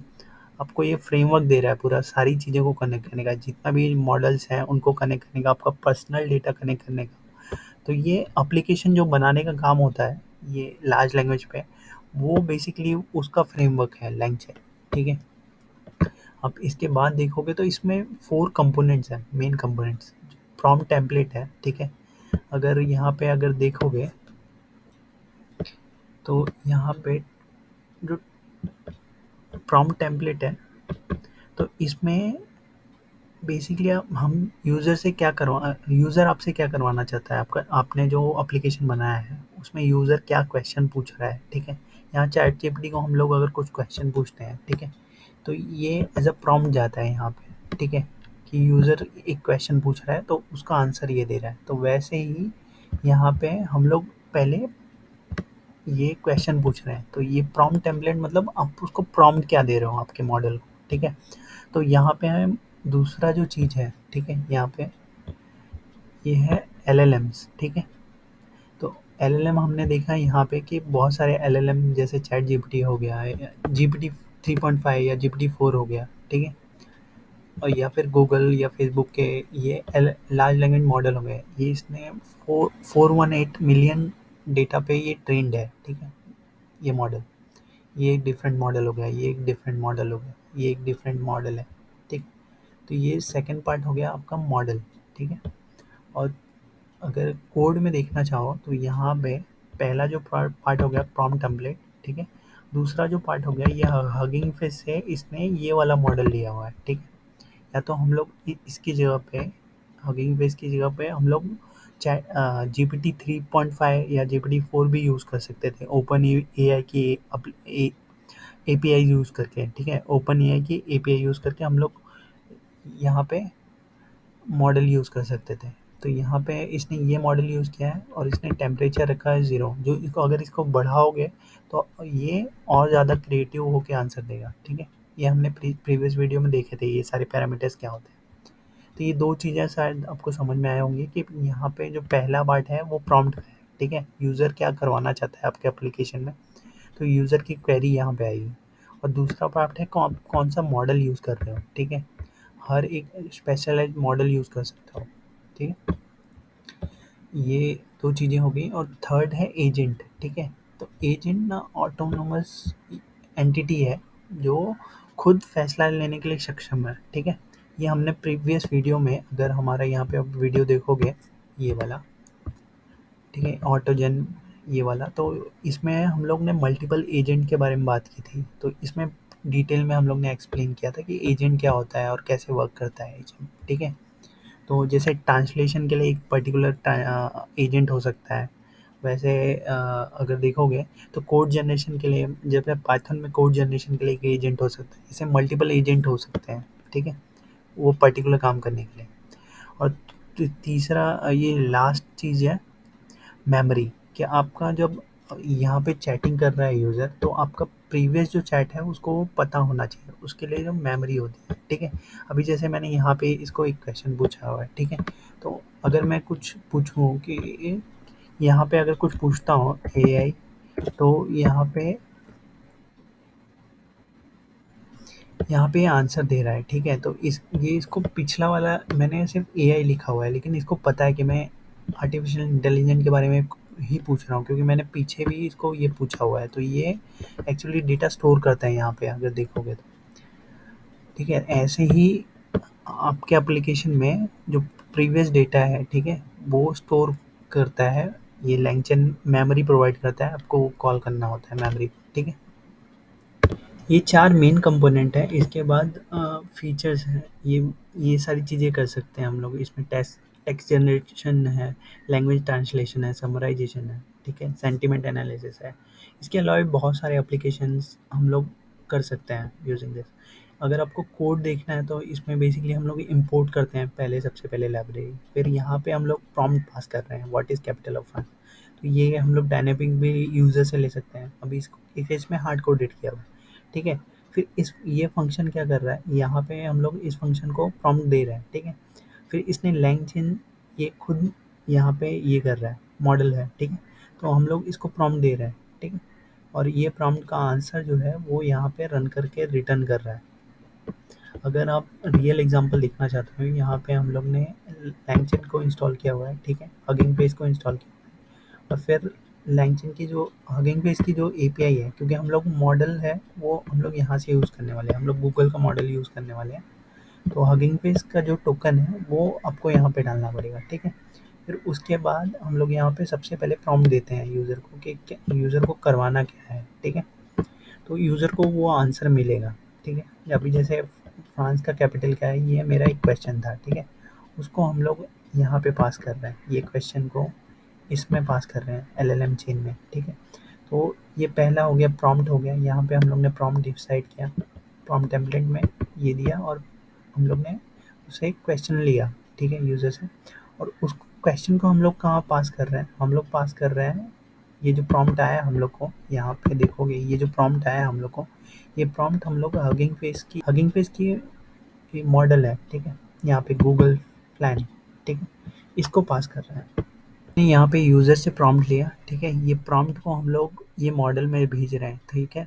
तो ये मॉडल अब जैसे इस केस में फ्रांस का कैपिटल क्या है, ये सर्च करने के लिए ये जो डेटा ट्रेन हुआ है, ठीक है? वो अपने जो मॉडल है वहाँ पे जाके सर्च करेगा, ठीक है? अगर आपको टेक्निकल समझना है कि ये कैसे वर्क करता है, तो यहाँ पे chat GPT technical architecture, right? ये ट्रांसफार्मर जो है वो कैसे काम करता है, ठीक है? एनकोडर डिकोडर कैसे वर्क करता है, तो ये वाला जो है आप वीडियो देख सकते हो यहाँ पे, ठीक है? तो वो आपको बिहाइंड द सीन कैसे वर्क करता है एनकोडर डिकोडर, वो और ट्रांसफार्मर कैसे वर्क करता है, वो आपको समझ में आ जाएगा एंड टू एंड, ठीक है? फिर वो सारे प्रोसेस होने के बाद वो आपको कैपिटल यहाँ पे आंसर करके देगा। जैसे Paris is the capital of France, यहाँ पे आंसर कर रहा है ये। तो ये अपने मॉडल में जाके सर्च कर रहा है, ठीक है? तो वहाँ से आंसर लेके आ रहा है। ऐसे ही हम लोग ने दूसरे को प्रॉम्प्ट दिए हुए हैं यहाँ पे, ठीक है। जैसे यहाँ पे एक, what is the best growing wine in France, ठीक है। ये एक क्वेश्चन पूछा है, ये एलएलएम को दिया, गूगल वाला जो एलएलएम था, ठीक है। और यहाँ पे आंसर आ रहा है, ठीक है। यहाँ पे हम लोग ने ब्लेंडर बॉट, फेसबुक का जो एलएलएम है, ठीक है, वो यूज़ किया है और फिर उसको हम लोग क्वेश्चन पूछे हैं, ठीक है। एनकोडर डिकोडर हम लोग पिछले वाले वीडियो में बताया था यहाँ पे। अगर आपको टेक्निकल जानना है कैसे बिहाइंड द सीन वर्क करता है तो ये वीडियो देख सकते हैं, ठीक है। इसके अलावा अगर आपको यहाँ पे गूगल सर्च इंजन में को क्वेश्चन आंसर करना है, ठीक है, चैट जीपीटी जैसा कुछ यूज़ करना है, तो आप ऐसी जनरेटिव एआई ट्राई कर सकते हो, ठीक है। गूगल पे सर्च करोगे एसजी और ट्राई नाउ का ऑप्शन आएगा, तो वहाँ पे अगर ट्राई करते हो तो ऐसे ऑप्शन आने लगेंगे आपको, ठीक है। आपको जब गूगल करोगे तो यहाँ पे जनरेटिव एआई से यहाँ पे ask a follow up question, ठीक है, आप यहाँ से स्टोर भी कर सकते हो अपने एक्सेल शीट में, ठीक है। तो आप ये सर्च जनरेटिव एक्सपीरियंस, राइट, तो आपके सर्च इंजन में ही ये इनबिल्ड हो जाएगा, ठीक है। ये फीचर यूज़ कर सकते हो। यहाँ पे कई चीज़ें हैं, ठीक है। जैसे मैंने यहाँ पे पूछा कि कोड जनरेशन के लिए पहले मैंने पूछा कि एलएलएम क्या होता है, ठीक है। तो फिर उसके बाद मैंने फॉलो अप क्वेश्चन में पूछा right a code for LLM, तो इसने मेरे को बेसिक कोड लिख के दे दिया है यहाँ पे, ठीक है, गूगल ने। तो ऐसे बहुत सारे क्वेश्चन, मतलब आपको चैट जीपीटी यूज़ करने की ज़रूरत नहीं है, आपके सर्च इंजन में ही आप पूछ सकते हो, ठीक है। और ये गूगल रेफरेंस भी दे देता है वेबसाइट्स का, ठीक है। ये ये बार्ड जो है, इसको इसने बेसिकली अपने सर्च इंजन में ही इनबिल्ट कर दिया है। ये जो बार्ड है गूगल का, चैट जीपीटी का जो अल्टरनेटिव है, इसको इसने सर्च इंजन में यहाँ पे इनबिल्ट कर दिया है, ठीक है। तो आप ये ट्राई कर सकते हो, एस जी करके सर्च करोगे तो आ जाएगा आपको, ठीक है, ऑप्शन। और अगर अभी रिसेंटली न्यूरालिंक आपने देखा होगा, तो इसमें क्या है कि इलोन मस्क ने एक चिप बनाई है न्यूरालिंक करके, उसमें एक बंदर के सिर में, ठीक है, दोनों साइड वो चिप ने ऐड की है। उसके बाद इसको एक गेम खेलने दिया है जिसमें इसको एक जॉयस्टिक दिया है। इस जॉयस्टिक पे, जॉयस्टिक को इसको चलाना है और फिर ये जो येलो पार्ट है, ठीक है, इसको क्लिक करना है, ठीक है। तो इस बंदर ने उस चिप के बाद 95% तक सही हमेशा क्लिक किया है। आप ये वीडियो देख सकते हो, यूट्यूब पे अवेलेबल है, ठीक है। ये दो एडवांस टॉपिक थे जो रिसेंटली थे, तो मैंने ऐड कर दिया। हगिंग फेस स्पेसेस आपको आपके ए आई एम एल ऐप को रन करने के लिए होस्टिंग प्रोवाइड करता है। तो यहाँ पे आप अपना ए आई एम एल ऐप जो है वो डाल सकते हो और फिर पब्लिक यूज़ कर सकती है, आपका यू आई के थ्रू आपका पब्लिक यूज़ कर सकती है उस ऐप को। अभी जैसे इस केस में यहाँ पे क्रिएट न्यू स्पेस है, तो यहाँ से आप खुद का जो ए आई एम एल ऐप है, ठीक है, वो डाल सकते हो। तो हम लोग गूगल कोलैब में भी यही करते हैं कि हम लोग वहाँ पे वन बाय वन अपने कमांड रन करते हैं, ठीक है। तो वो जो स्क्रिप्ट है आपकी, वो आप यहाँ पे डाल सकते हो और यूआई बना के, तो वो जो यूआई होगा वो हमको दिखेगा। अभी जैसे इस केस में आजकल देखोगे तो ये इल्यूजन डिफ्यूजन है, जो यहाँ से अगर मैं क्लिक करूँ इल्यूजन डिफ्यूजन को, तो यहाँ पे हम लोग क्या कर सकते हैं, इल्यूजन क्रिएट कर सकते हैं इमेज से। अगर एग्जाम्पल के लिए मैं देखूँ तो ये रहा एग्जांपल, ठीक है। इसमें विराट कोहली का इमेज जनरेट किया है लोग ने पेड़ से, ठीक है। तो इसमें विराट कोहली दिख रहा है इस पेड़ में, तो यहाँ पे भी कुछ इमेजेस जनरेट किए हैं इन्होंने, रॉक का इमेज जनरेट किया है, ठीक है। अभी जैसे शाहरुख खान का इमेज यहाँ पे जनरेट किया है इन लोग ने। तो ऐसे ही ये एक्चुअली वन क्लिक जनरेशन आपको यहाँ से मिल सकता है। आप यहाँ पे फ़ोटो अपडेट अपलोड करो यहाँ पे, जैसे मैंने हनुमान जी की फ़ोटो अपलोड की है, तो यहाँ पे अपलोड का ऑप्शन है, ठीक है। आप यहाँ पे इमेज अपलोड करने के बाद आपकी जो इनपुट इमेज है उसको अपलोड करने के बाद यहाँ पे कंट्रोल नेट का ऑप्शन है। तो ये बेसिकली आप इमेज पे कंट्रोल रख सकते हो कि कितना वो इल्यूजन होना चाहिए, कैसा होना चाहिए। तो आपने कंट्रोल नेट सुना होगा, ठीक है। और अगर हम नीचे जाएँगे तो ये एग्ज़ाम्पल है कि वो जनरेट कैसे होनी चाहिए, और यहाँ प्रॉम्प्ट दिया है कि वो ट्री में जनरेट होनी चाहिए या सी में जनरेट होना चाहिए, तो वो वैसा प्रॉम्प्ट दिया हुआ है। यहाँ पे नेगेटिव प्रॉम्प्ट है कि ये सारी चीज़ें नहीं होनी चाहिए, जैसे न्यूडिटी नहीं होनी चाहिए, लो क्वालिटी नहीं होनी चाहिए। नॉट सेफ वर्क, वैसी इमेजेस नहीं होनी चाहिए। यहाँ एडवांस ऑप्शन में भी अपने को ग्रेडियंट यूज़ कर सकते हैं, कंट्रोल नेट का ऑप्शन है, ठीक है, और सीड यहाँ पे दिया हुआ है। ये चेंज करके हम लोग को एक अच्छा खासा आउटपुट मिल सकता है, ठीक है। तो ऐसे ही बहुत सारी चीज़ें हैं, ठीक है।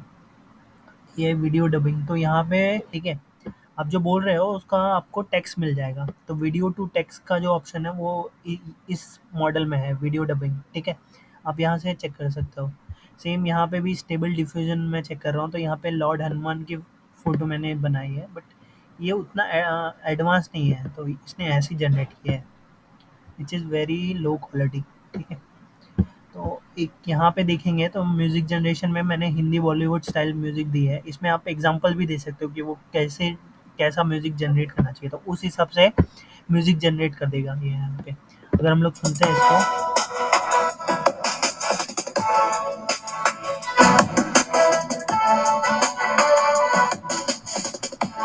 आपको कॉपीराइट फ्री म्यूज़िक मिल रहा है आपको यहाँ पे। यहाँ से डाउनलोड कर सकते हो आप। ऐसे ही अगर यहाँ पे देखोगे तो यहाँ पे भी इमेज जनरेट किया हम लोग ने स्टेबल डिफ्यूजन से। इसने भी लो क्वालिटी ही इमेज जनरेट किया है, ये थोड़ी ठीक लग रही है यहाँ पे। बट अब ऐसे बहुत सारे जो एडवांस टूल है ना, और आजकल देखोगे तो इल्यूजन डिफ्यूजन हो गया, ये काफ़ी चल रहा है। यहाँ पे भी इमेज जनरेट किया है, ठीक है। आपको कोई आपके सोशल मीडिया पोस्ट के लिए इमेज जनरेट करनी है तो आप फ्रीली यहाँ से फटाफट जनरेट कर सकते हैं।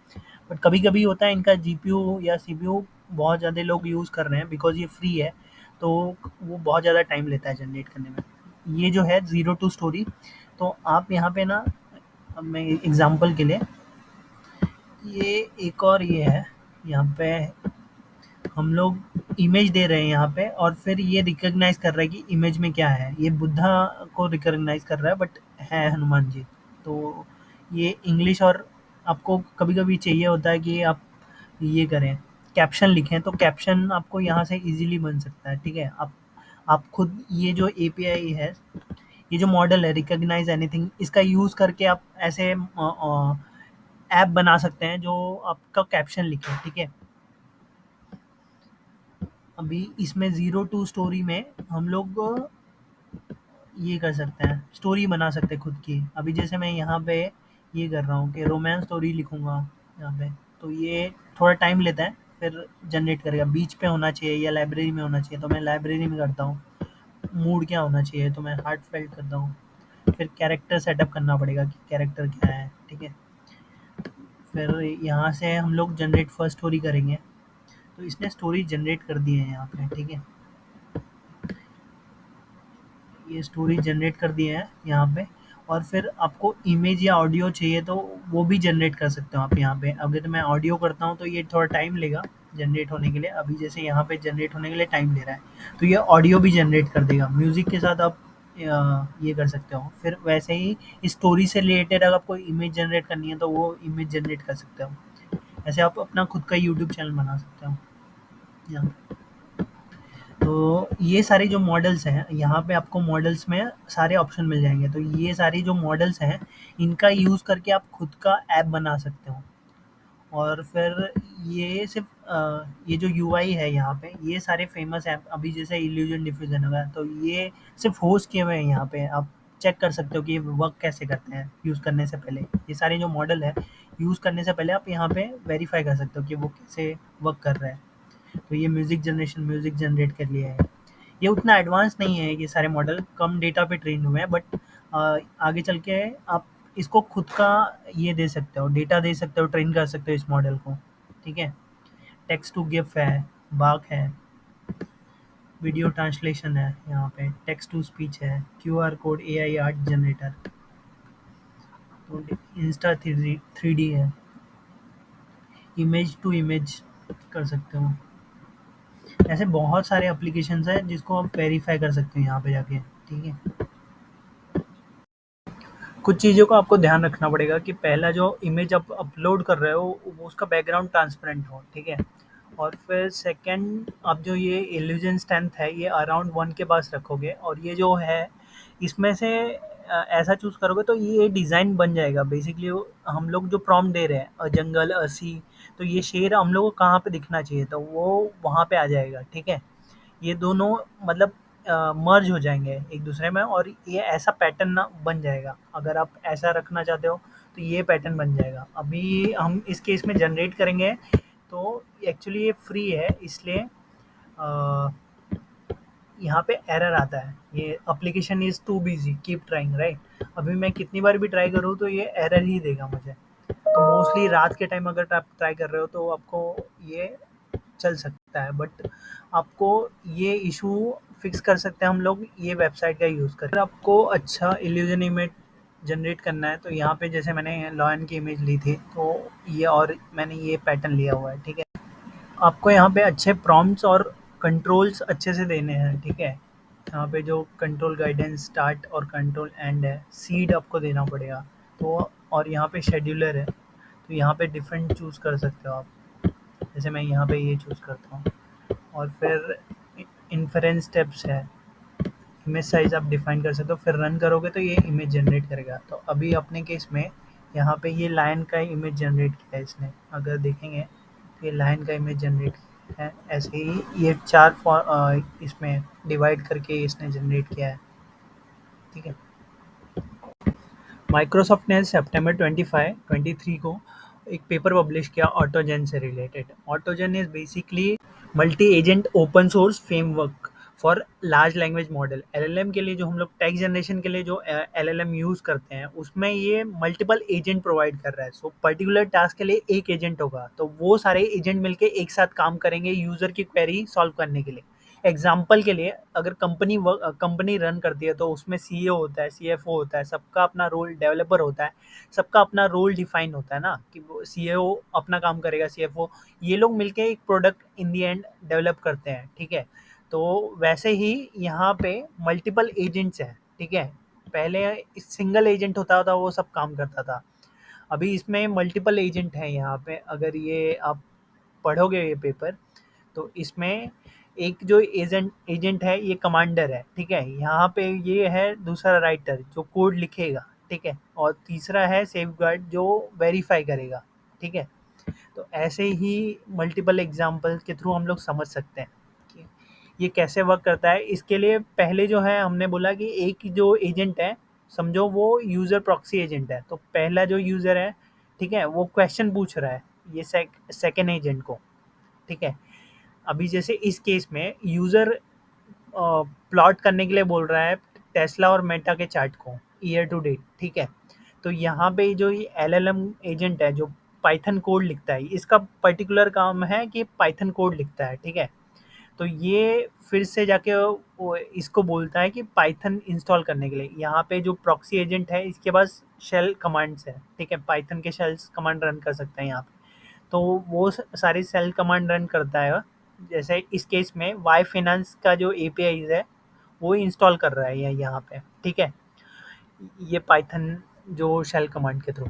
फिर उसके बाद यहाँ पे ये कोड जनरेट कर रहा है। अगर एग्जांपल के लिए आप देखोगे तो यहाँ पे ये पहला जो यूज़र प्रॉक्सी है वो प्लॉट करने के लिए बोल रहा है, और कोडर आपको कोड दे रहा है पूरा, ठीक है। और फिर यहाँ पे वो ग्राफ प्लॉट करेगा। और फिर अगर यहाँ पे देखोगे तो यूज़र सबसे पहले, ये जो यूज़र है वो ग्राफ प्लॉट करने के लिए बोल रहा है, और फिर हमारे पास एक और एजेंट है जो एज ए डेवलपर है, सॉफ्टवेयर डेवलपर है जो कोड लिखता है, ठीक है। तो ये ग्राफ प्लॉट करने का कोड इसको देगा, ठीक है। तो ये जो यहाँ पे पाइथन पैकेज है, ठीक है, हमारे जो कोड रन करने के लिए जब जाएगा तो इसको एरर आएगा, तो ये फिर उसको बोलेगा कि पहले कोड रन करने से पहले ये pip install Y finance run कर, फिर उसके बाद कोड रन कर। तो ये रन करने के बाद ये वर्क कर जाएगा इसका कोड। फिर यहाँ पे प्रिंट हो गया, फिर यूज़र बोलेगा कि इसको परसेंटेज में चेंज कर, ठीक है। तो इसके लिए वो रिवाइज कोड लिखेगा। तो आपका एक एजेंट है वो सॉफ्टवेयर डेवलपर की तरह काम कर रहा है। फिर फाइनल में आपको परसेंटेज, पहले यहाँ पे डॉलर वाइज मिल रहा था, बट आपको परसेंटेज वाइज मिल रहा है यहाँ पे ग्राफ। तो ये ऐसे वर्क करता है। ऐसे यहाँ पे एक चेस बोर्ड का इन्होंने एजेंट बनाया है, और दूसरा ये दो प्लेयर का एक एजेंट बनाए हैं लोग ने, और फिर ये दोनों वैलिडेट मूव करेंगे एक दूसरे के बेसिस पे। और फिर ये दोनों जो प्लेयर हैं वो एआई प्लेयर्स हैं, ठीक है। तो ऑटोमेटेड कैसे खेल सकते हैं एआई के थ्रू, तो हर एक प्लेयर के लिए लोग ने एक अलग एजेंट बनाया। तो ऐसे ही हम लोग अगर कोई ट्रांसलेशन वाली वेबसाइट बना रहे हो आप, तो हिंदी ट्रांसलेशन के लिए एक अलग एजेंट होगा, इंग्लिश फिर या फिर कोई और स्पेनिश फ्रेंच लैंग्वेज के लिए अलग अलग एजेंट होंगे। और जो फाइनल एक मेन एजेंट से कन्वर्सेशन करेंगे, जो यूज़र एजेंट होगा उससे कन्वर्सेशन करेंगे, ठीक है। ऐसे ही यहाँ पे अगर एग्जांपल देखोगे तो ये मेन एजेंट है, उसके सब एजेंट है, assistant agent, user proxy agent और ग्रुप चैट। तो ये सारे मिलके अपना कमांड देंगे और फिर ये वेरीफाई करेगा, और फिर उसके बेस पे ये लोग यूज़र की क्वेरी सॉल्व करने की कोशिश करेंगे, ठीक है। अगर ये पेपर में और भी देखोगे एग्जांपल दिए हुए हैं यहाँ पे, इन लोगों ने select speaker, ask the speaker for respond. फिर तीसरा ब्रॉडकास्ट वाला यहाँ पे, इसमें भी यूज़र प्रॉक्सी है, यहाँ से यूज़र अपना इनपुट देगा फिर वेरीफाई होगा, ठीक है। तो ये पेपर आप पढ़ सकते हो, माइक्रोसॉफ्ट का पेपर ये है। ये इसका अगर कोड देखना चाहो तो इसका कोड भी अवेलेबल है यहाँ पे, ऑटोजन। तो आपका इसका कोड भी वेरीफाई कर सकते हो। तो ये बेसिकली मल्टी एजेंट है और लार्ज लैंग्वेज मॉडल में ही यूज़ होता है, ठीक है। आप यहाँ पे मल्टीपल टास्क के लिए मल्टीपल एजेंट बना सकते हो। तो ये आपका जो वर्क है वो फटाफट कर सकता है। और एज लाइक कि आप एक एक्सपर्टीज़ असाइन कर रहे हो, पर्टिकुलर टास्क के लिए एक डिफरेंट एक्सपर्ट होगा और किसी दूसरे टास्क के लिए वो दूसरा एक्सपर्ट होगा, ठीक है। ऑटोजन को इंस्टॉल करने के लिए दो वे हैं। पहला, आप गिटहब कोड स्पेस पे जा सकते हो, यहाँ पे आप इंस्टॉल कर सकते हो, नोटबुक में प्ले कर सकते हो, ठीक है। और फिर दूसरा जो वे है, आपके पास ना लोकल पे पाइथन 3.8 रिटन होना चाहिए वर्जन, और फिर आपको एक ही कमांड रन करना है ये वाला, और फिर उसके बाद वो इंस्टॉल हो जाएगा, फिर आप अपने लोकल पे कोड कर सकते हैं, ठीक है। आप इसका कोड भी चेक कर सकते हो जो पाइथन में लिखा हुआ है, ये इनिट फाइल है, और फिर इसमें में मल्टीपल ऑटोजन ये फ़ोल्डर है, इसके अंदर एजेंट चैट एक्सटेंशन ये सारे फ़ोल्डर्स हैं। तो आप यहाँ पे अगर देखोगे तो ये रहा इसका फ़ोल्डर स्ट्रक्चर, ये डॉकर फाइल इमेज बनाई है, और यहाँ पे सेटअप में सारे रिक्वायर्ड मॉड्यूल्स, सारे पैकेजेस ये डाउनलोड कर रहे हैं यहाँ पे, ठीक है। हम लोग डॉकर फाइल भी एक बार वेरीफाई कर लेते हैं। यहाँ पे पाइथन 3.10 लिया है, फिर ये यहाँ से ऑटोजन गेट, ये जो रेपोजिटरी है उसी को कॉपी कर रहा है, ठीक है। अगर आप अपने लोकल पे रन नहीं करना चाहते हो तो आप यहाँ पे भी गिटहब कोड स्पेसेस में भी रन कर सकते हो। तो यहाँ पे देखोगे तो सारी फाइल्स आ गई आपको, ये ऑटो एजेंट्स है, यहाँ पे सब कुछ आ गया। ये अपने डॉकर फाइल्स और सेटअप फाइल्स हैं यहाँ पे, ठीक है। यहाँ पे अब उसको सारा कोड दिख रहा है, आपको पहले इंस्टॉल करना पड़ेगा, यहाँ पे जितने भी पैकेजेस हैं, ठीक है, वो सारे इंस्टॉल करने पड़ेंगे। Welcome to the new era of Get Ahead with AI Tech News. Subscribe now for cutting edge tutorials on artificial intelligence, machine learning, and deep learning. Subscribe, share, and stay tuned for the latest updates from the world of artificial intelligence. This is AI Tech News, where the future comes to life. आज हम discuss करेंगे IT field में automation tool के बारे में। आपने एक term आजकल बहुत सुना होगा, एचएनएम मैट्रिक्स। तो HNM is basically human and machine. तो हम लोग क्या करते हैं, जो आईटी मैनेजर है वो आजकल क्या कर रहे हैं, हर काम को ऑटोमेट कर रहे हैं, ठीक है। जो भी मैनुअल वर्क था उसको ऑटोमेट कर रहे हैं, जितना भी एफर्ट बचा सकें, जो ह्यूमन एफर्ट है जो वो हम लोग बचा सकें, तो वो काम उसका मैट्रिक्स हम मंथ एंड में देते हैं अपने लीड्स को। सीआई/सीडी पाइपलाइन आने के बाद ऑपरेशन टीम का काम ऑटोमेट हो गया, जो डिप्लॉयमेंट टीम थी उनका काम ऑटोमेट हो गया। तो यहाँ पे क्या होता है कि ऐप डेवलपर जो होता है अपने आईडी से ये गिट रिपोजिटरी में जैसे ही कोड पे अपलोड करेगा, जैसे ही वो कमिट करेगा यहाँ पे गिट रिपोजिटरी में, फिर उसके बाद ये जो आपकी सीआई पाइपलाइन होगी, ठीक है, वो रन होगी, और उसमें हम लोग इमेज क्रिएट करेंगे। मतलब यहाँ पे डॉकर इमेज क्रिएट कर रहे हैं, तो मोस्ट ऑफ द एप्लीकेशन ऐसे ही वर्क करते हैं डॉकर इमेज में। डॉकर इमेज बनाने से क्या होता है कि आपका जो रिक्वायरमेंट रहता है सिस्टम का, ठीक है, वो अनचेंज रहता है, अगर कहीं पे भी अगर ये इमेज डिप्लॉय कर सकते हो, ठीक है। इसलिए हम लोग डॉकर का यूज़ करते हैं। तो आपका एप्लीकेशन इस डॉकर इमेज में आ गया, ठीक है। फिर उसके बाद हम लोग क्या कर रहे हैं, ये सी आई पाइपलाइन में हो गए। फिर हम लोग इसका रेफरेंस देके रिलीज़ करेंगे, मतलब डिप्लॉय करेंगे, सीडी पाइपलाइन बनाएंगे। और ये पाइपलाइन हम लोग यामल फाइल में लिखते हैं, ठीक है। वो उसका कोड भी मैं एक्सप्लेन करूँगा। तो यहाँ पे हम लोग एजूर कंटेनर में ये कर सकते हैं, या फिर अगर आप AWS यूज़ कर रहे हो तो ECS, EKS, ये कंटेनर सर्विस है, ये कुबरनेट सर्विस है। और या फिर EC2 इन्वायरमेंट पे डायरेक्टली आप डिप्लॉय कर सकते हो आपका एप्लीकेशन, ठीक है। फिर वहाँ से DNS के थ्रू लोग एक्सेस कर सकते हैं आपका एप्लीकेशन। और यहाँ पे ये वाला जो फ्लो है, इसमें डेटा साइंटिस्ट ये जुपिटर का यूज़ करके ये दो सर्विसेज यूज़ कर रहा है एजूर की। तो यहाँ पे एजूर मशीन लर्निंग सर्विस क्या करता है, इसमें आपको सिर्फ डेटा देना होता है। आपका डेटा क्लीन करके प्रॉपर फॉर्मेट में दे दो, ये सारे जितने भी एल्गोरिदम्स हैं, ठीक है, मशीन लर्निंग के, वो रन करके आपको आउटपुट दे देगा कि सबसे बेस्ट एल्गोरिदम कौन सा रन कर रहा है, सबसे इफेक्टिव कौन सा है एल्गोरिदम, ठीक है। और यहाँ पे आपका डेटा ट्रेन भी कर सकते हो, ये ऑटोमेट कर दिया है इस पूरा सिस्टम। YAML पाइपलाइन बनाने का कोड ऐसे लिखते हैं हम लोग, ठीक है। यहाँ पे हम लोग क्या करते हैं, पहले स्टेजेस देते हैं कि कितने स्टेजेस होंगे। ये आपका सिंगल स्टेज है, मल्टी स्टेज है। फिर स्टेजेस के बाद आता है आपका जॉब आता है, ये एजेंट वहाँ पे डिफाइन करते हैं। और वो जॉब के अंदर हम लोग का स्टेप्स लिखते हैं कि कितने टास्क होने वाले हैं, ठीक है। तो अगर आप कोड देखना चाहते हो इसका, तो ये ऐसे है कि पहले हम लोग क्या कर रहे हैं, यहाँ पे स्टेज दे रहे हैं। स्टेज 1 है कि बिल्ड है, ठीक है। फिर उसके बाद जॉब दे रहे हैं हम लोग यहाँ पे, ठीक है। फिर उसके बाद स्टेप्स डाल रहे हैं हम लोग, ठीक है। फिर ऐसे ही यहाँ पे अगर देखोगे तो हम लोग ने ये सिंगल स्टेज मल्टी जॉब है, तो यहाँ पे एक जॉब डिफाइन किया है और नीचे भी एक जॉब डिफाइन किया है, उसके अंदर स्टेप्स डाले हुए हैं, ठीक है। ऐसे ही सिंगल स्टेज में हम लोग ने डायरेक्टली स्टेप्स लिखा हुआ है और टास्क डाला हुआ है, ठीक है।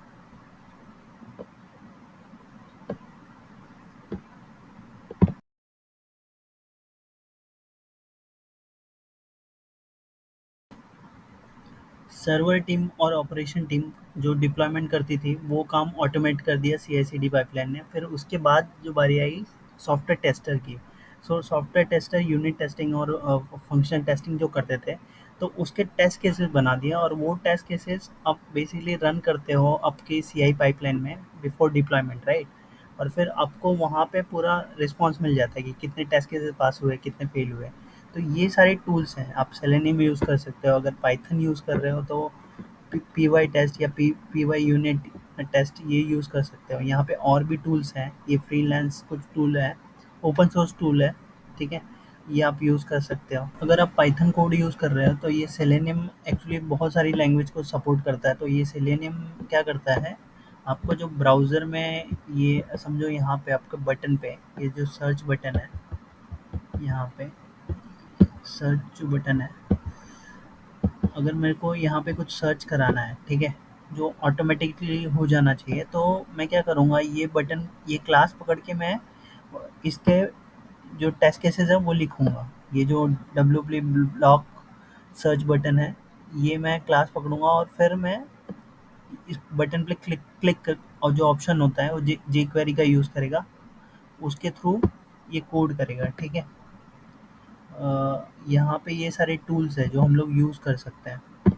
सेलेनियम हुआ, पी वाई टेस्ट हुआ, रोबोट फ्रेमवर्क हो गया, यूनिट टेस्ट हो गया, ठीक है। ये सारे फेमस टूल्स हैं। ऐसे ही हम लोग पाइथन जो अपना पावर शेल है, उसके लिए एक अलग टूल आता है पेस्टर करके, ठीक है। हम लोग ये इंस्टॉल करेंगे और फिर उसको हम लोग अपने पाइपलाइन में रन करके ये आउटपुट आएगा। यहाँ पे जो जो हमने टेस्ट केसेस बनाए हैं, ये टेस्ट केसेस रन करके वो आउटपुट देगा कि कितने टेस्ट केसेस पास हुए या फेल हुए। यहाँ पे इसने ऐसे हमने को जो जेकोको लाइब्रेरी है वो इंस्टॉल करना पड़ेगा अपनी पाइपलाइन में। फिर पाइपलाइन में कोड लिखते टाइम ये पेस्टर इंस्टॉल करके यहाँ पे हमने को ये देना पड़ेगा कि कहाँ पे अपना ये जो डेटा है, जो आउटपुट है, वो यूनिट टेस्ट आएगा अपना। ये जो एन यूनिट यूज़ किया हुआ है, XML फाइल कहाँ पे बनेगी, ठीक है। और ये जेको को पब्लिश करेगा, ठीक है। फिर ये रही अपनी पाइथन YAML फाइल, ठीक है। ये YAML फाइल अपनी पाइपलाइन में इंटीग्रेट करेंगे। फिर उसके बाद ये टेस्ट केसेस लिखा हुआ है यहाँ पे, जैसे यहाँ पे इंपोर्ट किया हुआ है और ये टेस्ट केसेस का नाम हो गया, ठीक है। ये पहला एक मेन टेस्ट केस हो गया, फिर उसके अंदर ये एक टेस्ट केस हो गया, ये दूसरा टेस्ट केस हो गया, ठीक है। इसमें हम लोग क्या कर रहे हैं कि मैच हो रहा है कि नहीं, ठीक है। ये फंक्शन कॉल किया है और ये मैच हो रहा है कि नहीं, ऐसा कॉल कर रहा है, ठीक है। ये और यहाँ पे हम लोग को ये कोड कवरेज में दिख रहा है कि हम लोग ने जो फाइल है इसमें 100 लाइन कवर किए हैं, ठीक है। ये कोड कवरेज भी इंपॉर्टेंट होता है कि आपका टेस्ट केस कितनी लाइन कवर कर रहा है, ठीक है। तो ये पावरशेल के लिए हो गया। अगर पावरशेल यूज़ करते हो तो आपको पेस्टर यूज़ करना पड़ेगा, ठीक है। ऐसे ही अगर आप विंडोज़ यूज़ कर रहे हो, ठीक है, या कोई लिनक्स सिस्टम यूज़ कर रहे हो, तो उसमें अगर आपको कोई फाइल ओपन करनी है, समझो आपको ओपन करना है, एक्सेल फाइल ओपन करनी है और उसमें आपको पाइवट लगाना है और आपको वी लुकअप करना है, ठीक है। तो आप वो टास्क यहाँ पे जैसे मैक्रो वर्क करता है अपने एक्सेल में, वैसा ही सेम यूआई पाथ है। इसका 2 कम्युनिटी एडिशन भी आता है और एंटरप्राइज़ एडिशन भी आता है। तो ये यूज़ कर सकते हो। आपको जितने भी क्रॉन हो गए, क्रॉन जॉब्स हो गए, वो सब ऑटोमेट कर सकते हो। आपका पीसी मतलब सर्वर पे आपको कुछ काम करना है, कोई फ़ाइल आपको निकालनी है वहाँ से, डिलीट करनी है या उसको अपडेट करना है, तो वो भी ऑटोमेटेड कर सकते हो everything using this UI path, ठीक है। डिप्लॉयमेंट और टेस्टिंग ऑटोमेट करने के बाद बारी आती है कोडिंग और थीमिंग की, ठीक है। तो हम लोग चैट जीपीटी का यूज़ कर सकते हैं और इससे भी एडवांस टूल अवेलेबल हैं इस समय, जो आप डायरेक्टली इंटीग्रेट कर सकते हो अपने विजुअल स्टूडियो में। तो आप डायरेक्टली आपका कोड वो एनालाइज करेगा और फिर आपको इनपुट देगा कि अगर आपको कुछ चाहिए, आपका कोड लिखवाना है उससे, तो आप अच्छे प्रॉम्प्ट दीजिए और वो खुद कोड लिख के दे देगा। अगर आपको चाहिए कि वो फॉर ईच लूप में घुमाए, इतनी बार घुमाए, वो कंडीशन लिखे, तो वैसा प्रॉम्प्ट दोगे तो चैट जीपीटी अपने आप रिस्पॉन्स में आपको वो कोड बना के दे देगा। जैसे इस केस में मैं ई क्लासिफाइड वेबसाइट, यहाँ पे मैंने उसको एक रोल असाइन किया सॉफ्टवेयर डेवलपर का, और फिर मैं उसे डिमांड कर रहा हूँ कि मुझे ई क्लासिफाइड वेबसाइट बनानी है। तो यहाँ पे उसने मुझे टेक्नोलॉजी दे दी, ठीक है। थोड़ा सा ओवरव्यू दिया कि क्या क्या फीचर हो सकते हैं, फिर एक्सप्रेस डॉट जेएस में, ठीक है, ये इसने मुझे कोड लिख के दे दिया, ठीक है। और ये कोड हम लोग वेरीफाई कर सकते हैं। और अगर मैं यहाँ पे ये करता हूँ कि now write down same code in Python, right, write down same code in Python,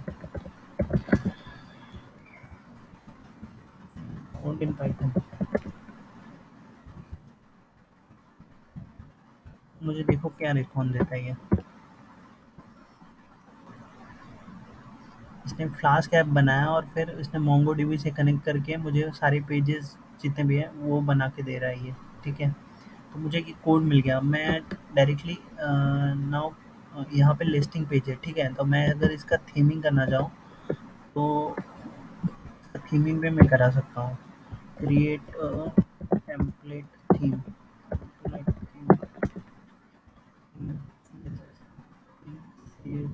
for listing page, listing page. मुझे ऊपर कोड लिख के दिया, यहाँ पे मुझे इसने सीएसएस भी करके दे दिया उस पेज का, ठीक है। तो हम ये डायरेक्टली कोड लेके, आपको अगर फ़ोल्डर स्ट्रक्चर देखना है तो वो भी इससे डिमांड कर सकते हो कि फ़ोल्डर स्ट्रक्चर बताए कि कैसा फ़ोल्डर स्ट्रक्चर हो सकता है पाइथन में, कि कितने फाइल्स होंगे। तो यहाँ पे हम लोग folder structure, print folder structure, यहाँ पे अगर कमांड देते हैं ये प्रिंट फ़ोल्डर स्ट्रक्चर,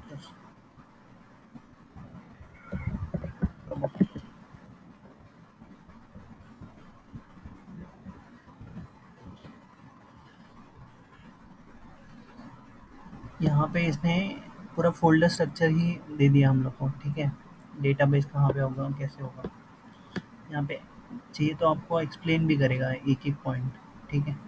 तो आप ऐसे मल्टीपल टाइम प्रॉम्प्ट दे के आप इससे अच्छा आउटपुट जनरेट कर सकते हैं, ठीक है।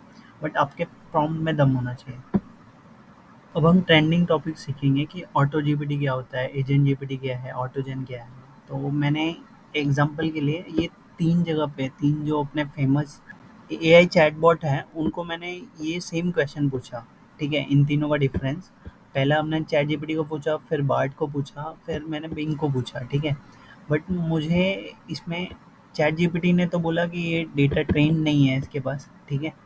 फिर यहाँ पे बार्ड में इसने गूगल से कॉपी पेस्ट करके कुछ तो दे दिया मुझे, बट मुझे वो सेटिस्फैक्टरी नहीं लगा, ठीक है। फिर बिंग में भी उसने मुझे कुछ लिंक का डायरेक्टली कॉपी पेस्ट करके ऑप्शन दे दिया है, बट मैं आपको यहाँ पे गूगल करना ही पड़ा मेरे को। अगर इसका मीनिंग समझना है, मैं आपको समझाता हूँ कि ऑटोजन क्या होता है। तो ऑटोजन बेसिकली मल्टीपल एजेंट्स बनाता है, ठीक है। ये माइक्रोसॉफ्ट ने ये डेवलप किया था ऑटोजन, ये पेपर जो है पब्लिश माइक्रोसॉफ्ट ने किया था। तो यहाँ पे ये क्या कर रहा है, मैंने एक्चुअली यहाँ पे एक वीडियो बनाया हुआ है, ये डिटेल में समझाया, बट मैं ओवरव्यू दे देता हूँ यहाँ पे। तो यहाँ पे मल्टीपल एजेंट्स होते हैं ऑटोजन में, ठीक है। तो इसमें एक एजेंट है, ये प्रॉम्प्ट ले रहा है और पीएचपी कोड रन कर रहा है, एग्जीक्यूट कर रहा है। हाँ, और दूसरा जो एजेंट है ये एक्सपर्ट है कोड लिखने में, ठीक है। तो इसका काम है सिर्फ कोड लिखना, ठीक है। ये कोड लिख के इसको देगा, ये एग्जीक्यूट करेगा और फिर ये आउटपुट देगा। तो यूज़र क्या कर रहा है, यूज़र ने सिर्फ एक प्रॉम्प्ट दिया है कि मेटा और टेस्ला के स्टॉक का इसको चार्ट प्रिंट करना है, ठीक है। इसने इसने इसको कोड लिखने को बोला और फिर ये कोड लिख के इसने दिया, इसने ये कोड रन किया, फिर ये आउटपुट में उसको चार्ट दिख गया, ठीक है। ये GPT-4 में पॉसिबल है। ऐसे ही हम लोग ने अगर देखें इसका जो एग्जांपल है auto GPT versus agent GPT. तो ऑटो जीपीटी में ना ह्यूमन इंटरवेंशन नहीं होता है, ठीक है। वो ऑटोमेटिकली सब कुछ करता है। जैसे आपको एसईओ कीवर्ड रिसर्च करना है, ठीक है, वेबसाइट पे। तो आप उसको प्रॉम्प्ट दोगे कि मेरी वेबसाइट ये है, मेरे को इसके लिए कीवर्ड रिसर्च करना है, कॉम्पिटिटर को ये करना है, उसको एनालिसिस करना है। तो वो पूरे इंटरनेट पे जाके वो सारे कॉम्पिटिटर के कीवर्ड्स और वो सब एनालिसिस करके आपको कीवर्ड दे देगा कि भाई ये कीवर्ड यूज़ करो। फिर आपका कीवर्ड रिसर्च वाला जो काम था, ह्यूमन इंटरवेंशन जहाँ पे लगता था, वो काम नहीं, ये चैट जीपीटी खुद ही कर लेगा ऑटोमेटेडली। तो ऐसे ही आप कोई रिसर्च वर्क कर रहे हो या पेपर पब्लिश कर रहे हो, तो स्टार्ट टू एंड जो रिसर्च वर्क है वो खुद ही ये कर लेगा। सारे इंटरनेट का एक्सेस अभी चैट जीपीटी को भी है, चैट जीपीटी 4 में। तो वो वहाँ से डेटा लेके पूरा डेटा अपडेट करके आपको एंड टू एंड प्रोडक्ट बना के देगा बेसिकली, ठीक है। और फिर एजेंट जीपीटी में ये मल्टीपल एजेंट वाला जो है था ऑटोजन, वैसा ही है, बट इसमें ह्यूमन इंटरवेंशन लगता है, ठीक है। तो ये डिफरेंस हो गया दोनों में। और अगर आपको ये कोड देखना है ये ऑटोजन का, ठीक है, तो ये यहाँ पे कोड है, तो आप देख सकते हो ये कोड, ठीक है। आप लोकल में इंस्टॉल करके यूज़ कर सकते हो। तो ऐसे ही ऑटो जीपीटी है, इसका भी गिटहब पे कोड अवेलेबल है। यहाँ पे ये फुल्ली ऑटोनोमस है और फिर यहाँ पे पूरा इंस्ट्रक्शन लिखे हुए हैं, ठीक है। आप वहाँ से इंस्टॉल कर सकते हो। Welcome to the new era of Get Ahead with AI Tech News. Subscribe now for cutting edge tutorials on artificial intelligence, machine learning, and deep learning. Subscribe, share, and stay tuned for the latest updates from the world of artificial intelligence. This is AI Tech News, where the future comes to life. Discord पे हम WhatsApp और Telegram like community group बना सकते हैं और उनके साथ chat कर सकते हैं, उनके साथ टिप्स एंड ट्रिक्स शेयर कर सकते हैं, जो अपना एक्सपीरियंस है वो शेयर कर सकते हैं। तो पहले 2020 में गेमर्स लोग ने ये स्टार्ट किया था अपनी कम्युनिटी बिल्ड करना। यहाँ पे देखोगे तो ये माइनक्राफ्ट है। यहाँ पे अगर देखो तो माइनक्राफ्ट गेम है, तो इसके रिलेट अगर ये कम्युनिटी जॉइन करते हो तो इसके रिलेटेड आप चैट कर सकते हो, टिप्स एंड ट्रिक्स जान सकते हो। तो अभी रिसेंटली ट्रेंड में एआई रिलेटेड कम्युनिटीज़ है, जैसे मिड जर्नी हुआ, तो ये एआई इमेज जनरेट करती है। हम लोग प्रॉम्प्ट प्रोवाइड करेंगे और एआई रिलेटेड इमेज जनरेट हो जाएगी। तो ये जो कम्युनिटी है इसमें ये होता है, ठीक है। ये ऐसे बॉट बनाया है इन लोग ने, इस बॉट का यूज़ करके हम लोग एआई रिलेटेड इमेज जनरेट कर सकते हैं। डिस्कॉर्ड पे AI and freelancing community join करके आप अच्छा खासा अर्न कर सकते हो। यहाँ से आप कम्युनिटी सर्च कर सकते हो फ्रीलांसिंग, तो वहाँ पे फ्रीलांसिंग वर्क आपको मिल जाएगा। मिड जर्नी अगर जॉइन कर रहे हो तो आपको एआई इमेज जनरेट कर सकते हो, वो एआई इमेज सेल कर सकते हो। मिड जर्नी सर्वर जॉइन करने के बाद हम लोग को डिफरेंट रूम्स दिख सकते हैं। यहाँ पे इस रूम में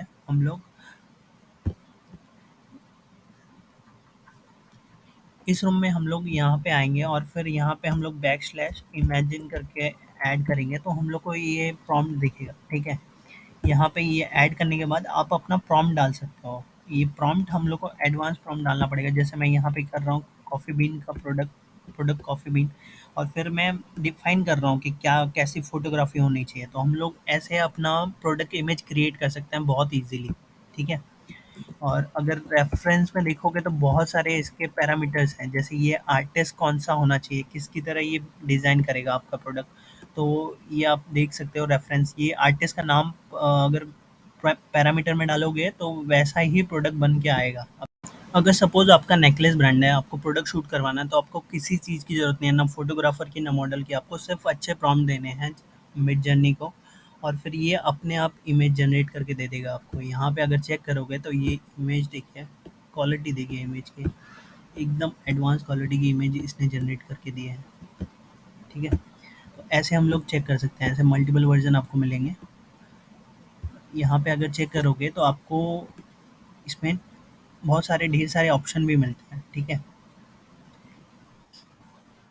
U1 मीन्स ये अपस्केल करेगा फर्स्ट इमेज को, U2 मीन्स ये सेकंड इमेज को अपस्केल करेगा, U3 मीन्स इसको अपस्केल करेगा, U4 मीन्स फोर्थ इमेज को अपस्केल करेगा। तो ये अपस्केलिंग हो गया कि एक फाइनल इमेज, जैसे इसमें फोर्थ वाली अच्छी लग रही है, तो मैं अगर फाइनल करना चाहता हूँ इस इमेज को, तो U4 मैं क्लिक करूँगा और फिर इसके बाद इसको रीजनरेट करूँगा, तो ये सिंगल एक इमेज दे देगा अपस्केल करके, बैकग्राउंड चेंज करके, थोड़ा सा मॉडिफाई करके। अगर आपको इसमें अभी और चेंज करने हैं तो आप इसके डिफरेंट वर्जन चेक कर सकते हो, वर्जन 1, वर्जन 2, वर्जन 3। तो इसमें बैकग्राउंड और ये सारी चीज़ें आपको चेंज दिखेंगी। आप एक रेफरेंस देख के अपने प्रोडक्ट का शूट करा सकते हैं। अभी जैसे इस केस में इसने बहुत हाई क्वालिटी इमेज यहाँ पे जनरेट की है, इसको आप चेक कर सकते हो। ऐसे ही हम लोग को प्रॉम्प्ट देने हैं। अभी जैसे इस केस में इसने मल्टीपल प्रॉम्प्ट दिए हैं इसको मॉडिफाई करने के लिए। जस्ट शेक हैंड कर रहा है यहाँ पे, देखोगे तो कितने सारे इसने जनरेट किए हुए हैं।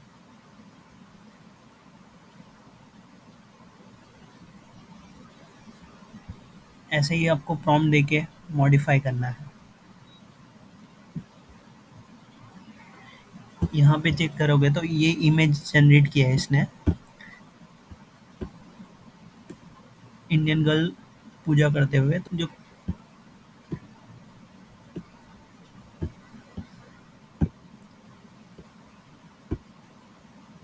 मिडजर्नी ने काफ़ी एडवांस क्वालिटी की इमेज जनरेट करके दी है यहाँ पे।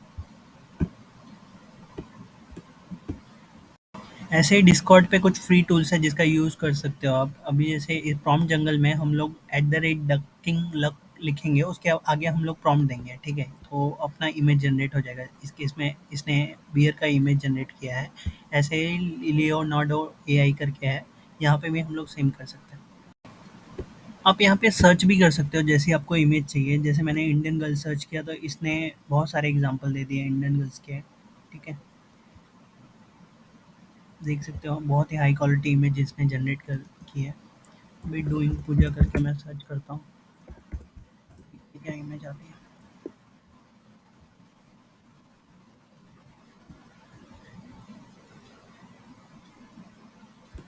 इसने यहाँ पे कुछ भी दिया है, यहाँ पे चेक करोगे तो बहुत सारी इमेज इसने यहाँ पे जनरेट की हुई है, वो हम लोग यूज़ कर सकते हैं।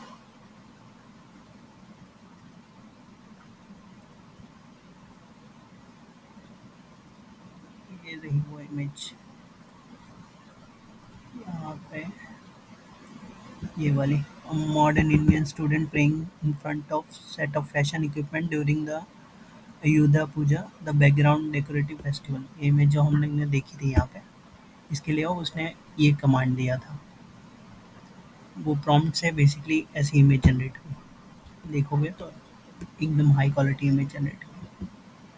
रनवे एमएल का यूज़ करके आप एडवांस वीडियो जनरेट कर सकते हो। इसमें आपको या तो इमेज पास करनी है या तो टेक्स्ट पास करना है, और ये अपने आप उस टेक्स्ट को समझ के वीडियो जनरेट कर देगा। तो इसके एप्लीकेशन है कि आने आने वाले टाइम में 30 सेकंड्स वाले जो एड्स होते हैं या फिर शॉर्ट फिल्म्स होती हैं, ये सब रिप्लेस करने वाला है ये एआई टूल।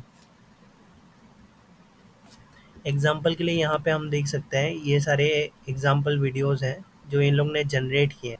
प्रॉम्प्ट दिए हुए हैं, उस प्रॉम्प्ट से इसने सिनेमैटिक लुक वाले वीडियो जनरेट किए हैं। अब इस पे जाके, इस यूआरएल पे जाके वेरी चेक कर सकते हैं। रनवे एमएल में हम लोग दो तरीके से वीडियो बना सकते हैं, पहला इमेज पास करके, दूसरा टेक्स्ट पास करके। और इसमें और ऑप्शन देखोगे तो ये पहला मॉडल है जिसमें जब हम लोग वीडियो पास करते हैं और ये उसका कार्टून में वीडियो बना के दे देता है। और ये जो जैन टू है, ये सेकंड मॉडल है और मोस्टली लोग यही यूज़ करते हैं वीडियो जनरेट करने के लिए। इसमें सिंपली वो प्रॉम्प्ट पास करते हैं और फिर अपने को वीडियो बन के मिल जाता है। इसमें रिमूव बैकग्राउंड है, ये बाकी इमेज से रिलेटेड ऑप्शन है। इमेज को और मॉडिफाई करना है, जो मिड जर्नी ज़्यादा अच्छा करता है। ये सब वीडियो के लिए यूज़ होता है रनवे एमएल। और इस पे अगर क्लिक करोगे तो ये हमको रिडायरेक्ट करेगा यहाँ पे, ठीक है। तो हम लोग इसमें इमेज पास कर सकते हैं, यहाँ से इमेज पास कर सकते हैं और यहाँ पे अपन प्रॉम्प्ट लिख सकते हैं, ठीक है। ये प्रॉम्प्ट लिखने के लिए हम लोग चैट जीपीटी की हेल्प ले सकते हैं।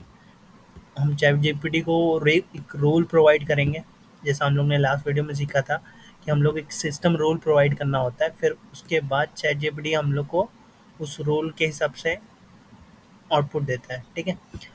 फिर यहाँ पे मैंने ये एक शॉर्ट फिल्म के लिए, ट्रेलर के लिए प्रॉम्प्ट जनरेट किया है। तो यहाँ पे आप देखोगे तो ये मल्टीपल लाइन का प्रॉम्प्ट है, तो इसमें रेस्ट्रिक्शंस है यहाँ पे। तो हम लोग 4-4 सेकंड के मल्टीपल वीडियोस बना के फिर अपना वीडियो जनरेट कर सकते हैं, ठीक है। और आपको सीखना है कि बिहाइंड द सीन कैसे वर्क करता है, तो उसके लिए हम लोग को कोडिंग में जाना पड़ेगा। एक हगिंग फेस लाइब्रेरी है, अगर यहाँ पे गिटहब पे जाके इसको सब्सक्राइब कर लो, यहाँ पे फॉलो कर लो इस पर्टिकुलर रिपोजिटरी को। और यहाँ पे आप बहुत कुछ मिल जाएगा आपको, text to image, image to video, ठीक है। अब हम लोग लॉजिक देखेंगे कि behind the scene text to video कैसे काम करता है। तो इसके लिए सबसे पहले हम लोग यूज़ कर रहे हैं नेचुरल लैंग्वेज प्रोसेसिंग। ऑब्वियस ये बात है कि आप जो टेक्स्ट दे रहे हो उससे हम लोग को वीडियो जनरेट करना है। तो सबसे पहले आपको टेक्स्ट को समझना पड़ेगा, टूल को टेक्स्ट समझना पड़ेगा। तो वो टेक्स्ट समझने के बाद जो भी डेटा एक्सट्रैक्ट हुआ है तो उससे हम सबसे पहले सीन एक कंस्ट्रक्ट करेंगे कि उस वीडियो में क्या होने वाला है, ठीक है। तो वीडियो बनने से पहले बेसिकली सारे वीडियोस अपने इमेजेस ही होते हैं। तो पहले एक इमेज बनाता है और कि उसमें क्या होने वाला है, क्या एक्शंस होने वाले हैं। फिर उसके बाद मेन पार्ट जो है, ये फोर्थ जो स्टेप है, स्टेप 4, यहाँ पे फ्रेम जनरेशन होता है। सपोज आपका 30 फ्रेम का वीडियो है, तो इसका मतलब 30 फ्रेम, इसका मतलब हो गया कि वो 1 सेकंड में 30 इमेजेस चल रही हैं वहाँ पे। मोस्टली 25 फ्रेम, 30 फ्रेम और 60 फ्रेम के होते हैं। तो 1 सेकंड में उतनी इमेजेस ये बनाता है, ठीक है। आपके वीडियोज़ में उतनी इमेजेस होती हैं 1 सेकंड में। अगर आप यहाँ पे देखोगे टाइम कोडिंग, तो 30 फ्रेम इंडिकेट्स कि 30 स्टिल इमेजेस वो कैप्चर हो रही है वहाँ पे, ठीक है। फ्रेम जनरेशन करने के लिए हम लोग कंप्यूटर विज़न एल्गोरिदम का यूज़ करते हैं और उसकी सहायता से हम लोग लाइटिंग, शैडो, टेक्सचर सब कुछ जनरेट कर लेते हैं, ठीक है। फ्रेम मतलब इमेजेस ही समझो, ठीक है। और ये सारी जो इमेजेस जनरेट हुई हैं उसको हम लोग कंपाइल करते हैं। ये जो फ्रेम है, इमेजेस है, उसको हम लोग पर्टिकुलर ऑर्डर और पर्टिकुलर स्पीड पे रन करते हैं और क्रिएट करते हैं इल्यूजन ऑफ मोशन, कि वो मोशन में है वीडियो, ठीक है। अगर पाइथन में कोडिंग पार्ट देखें तो सेम ही चीज़ किया है कि हम लोग ने यहाँ पे टेक्स्ट दिया हुआ है, ठीक है। जो हम लोग प्रॉम्प्ट है वो यहाँ पे दिया है, एनएलपी को पास किया है, ये प्रोसेस होके सीन बिल्डर और फिर एक्शन प्रेडिक्टर में गया है। फिर यहाँ से फ्रेम जनरेशन का लॉजिक है, ठीक है। यहाँ पे बट एक फ्रेम जनरेट हो रहा है तो उसमें 30 इमेज जनरेट हो रही है और फिर वो सारी इमेजेस कंपाइल हुई हैं वीडियो के फॉर्मेट में, ठीक है। फिर इसके बाद हम लोग ने लास्ट टाइम चेक किया था डीप फेक और वीडियो में फेस स्वैप करने के लिए जो मेन चीज़ है वो डीप लर्निंग एल्गोरिदम है, जनरेटिव एडवर्सल नेटवर्क, गैन्स बोलते हैं, ठीक है।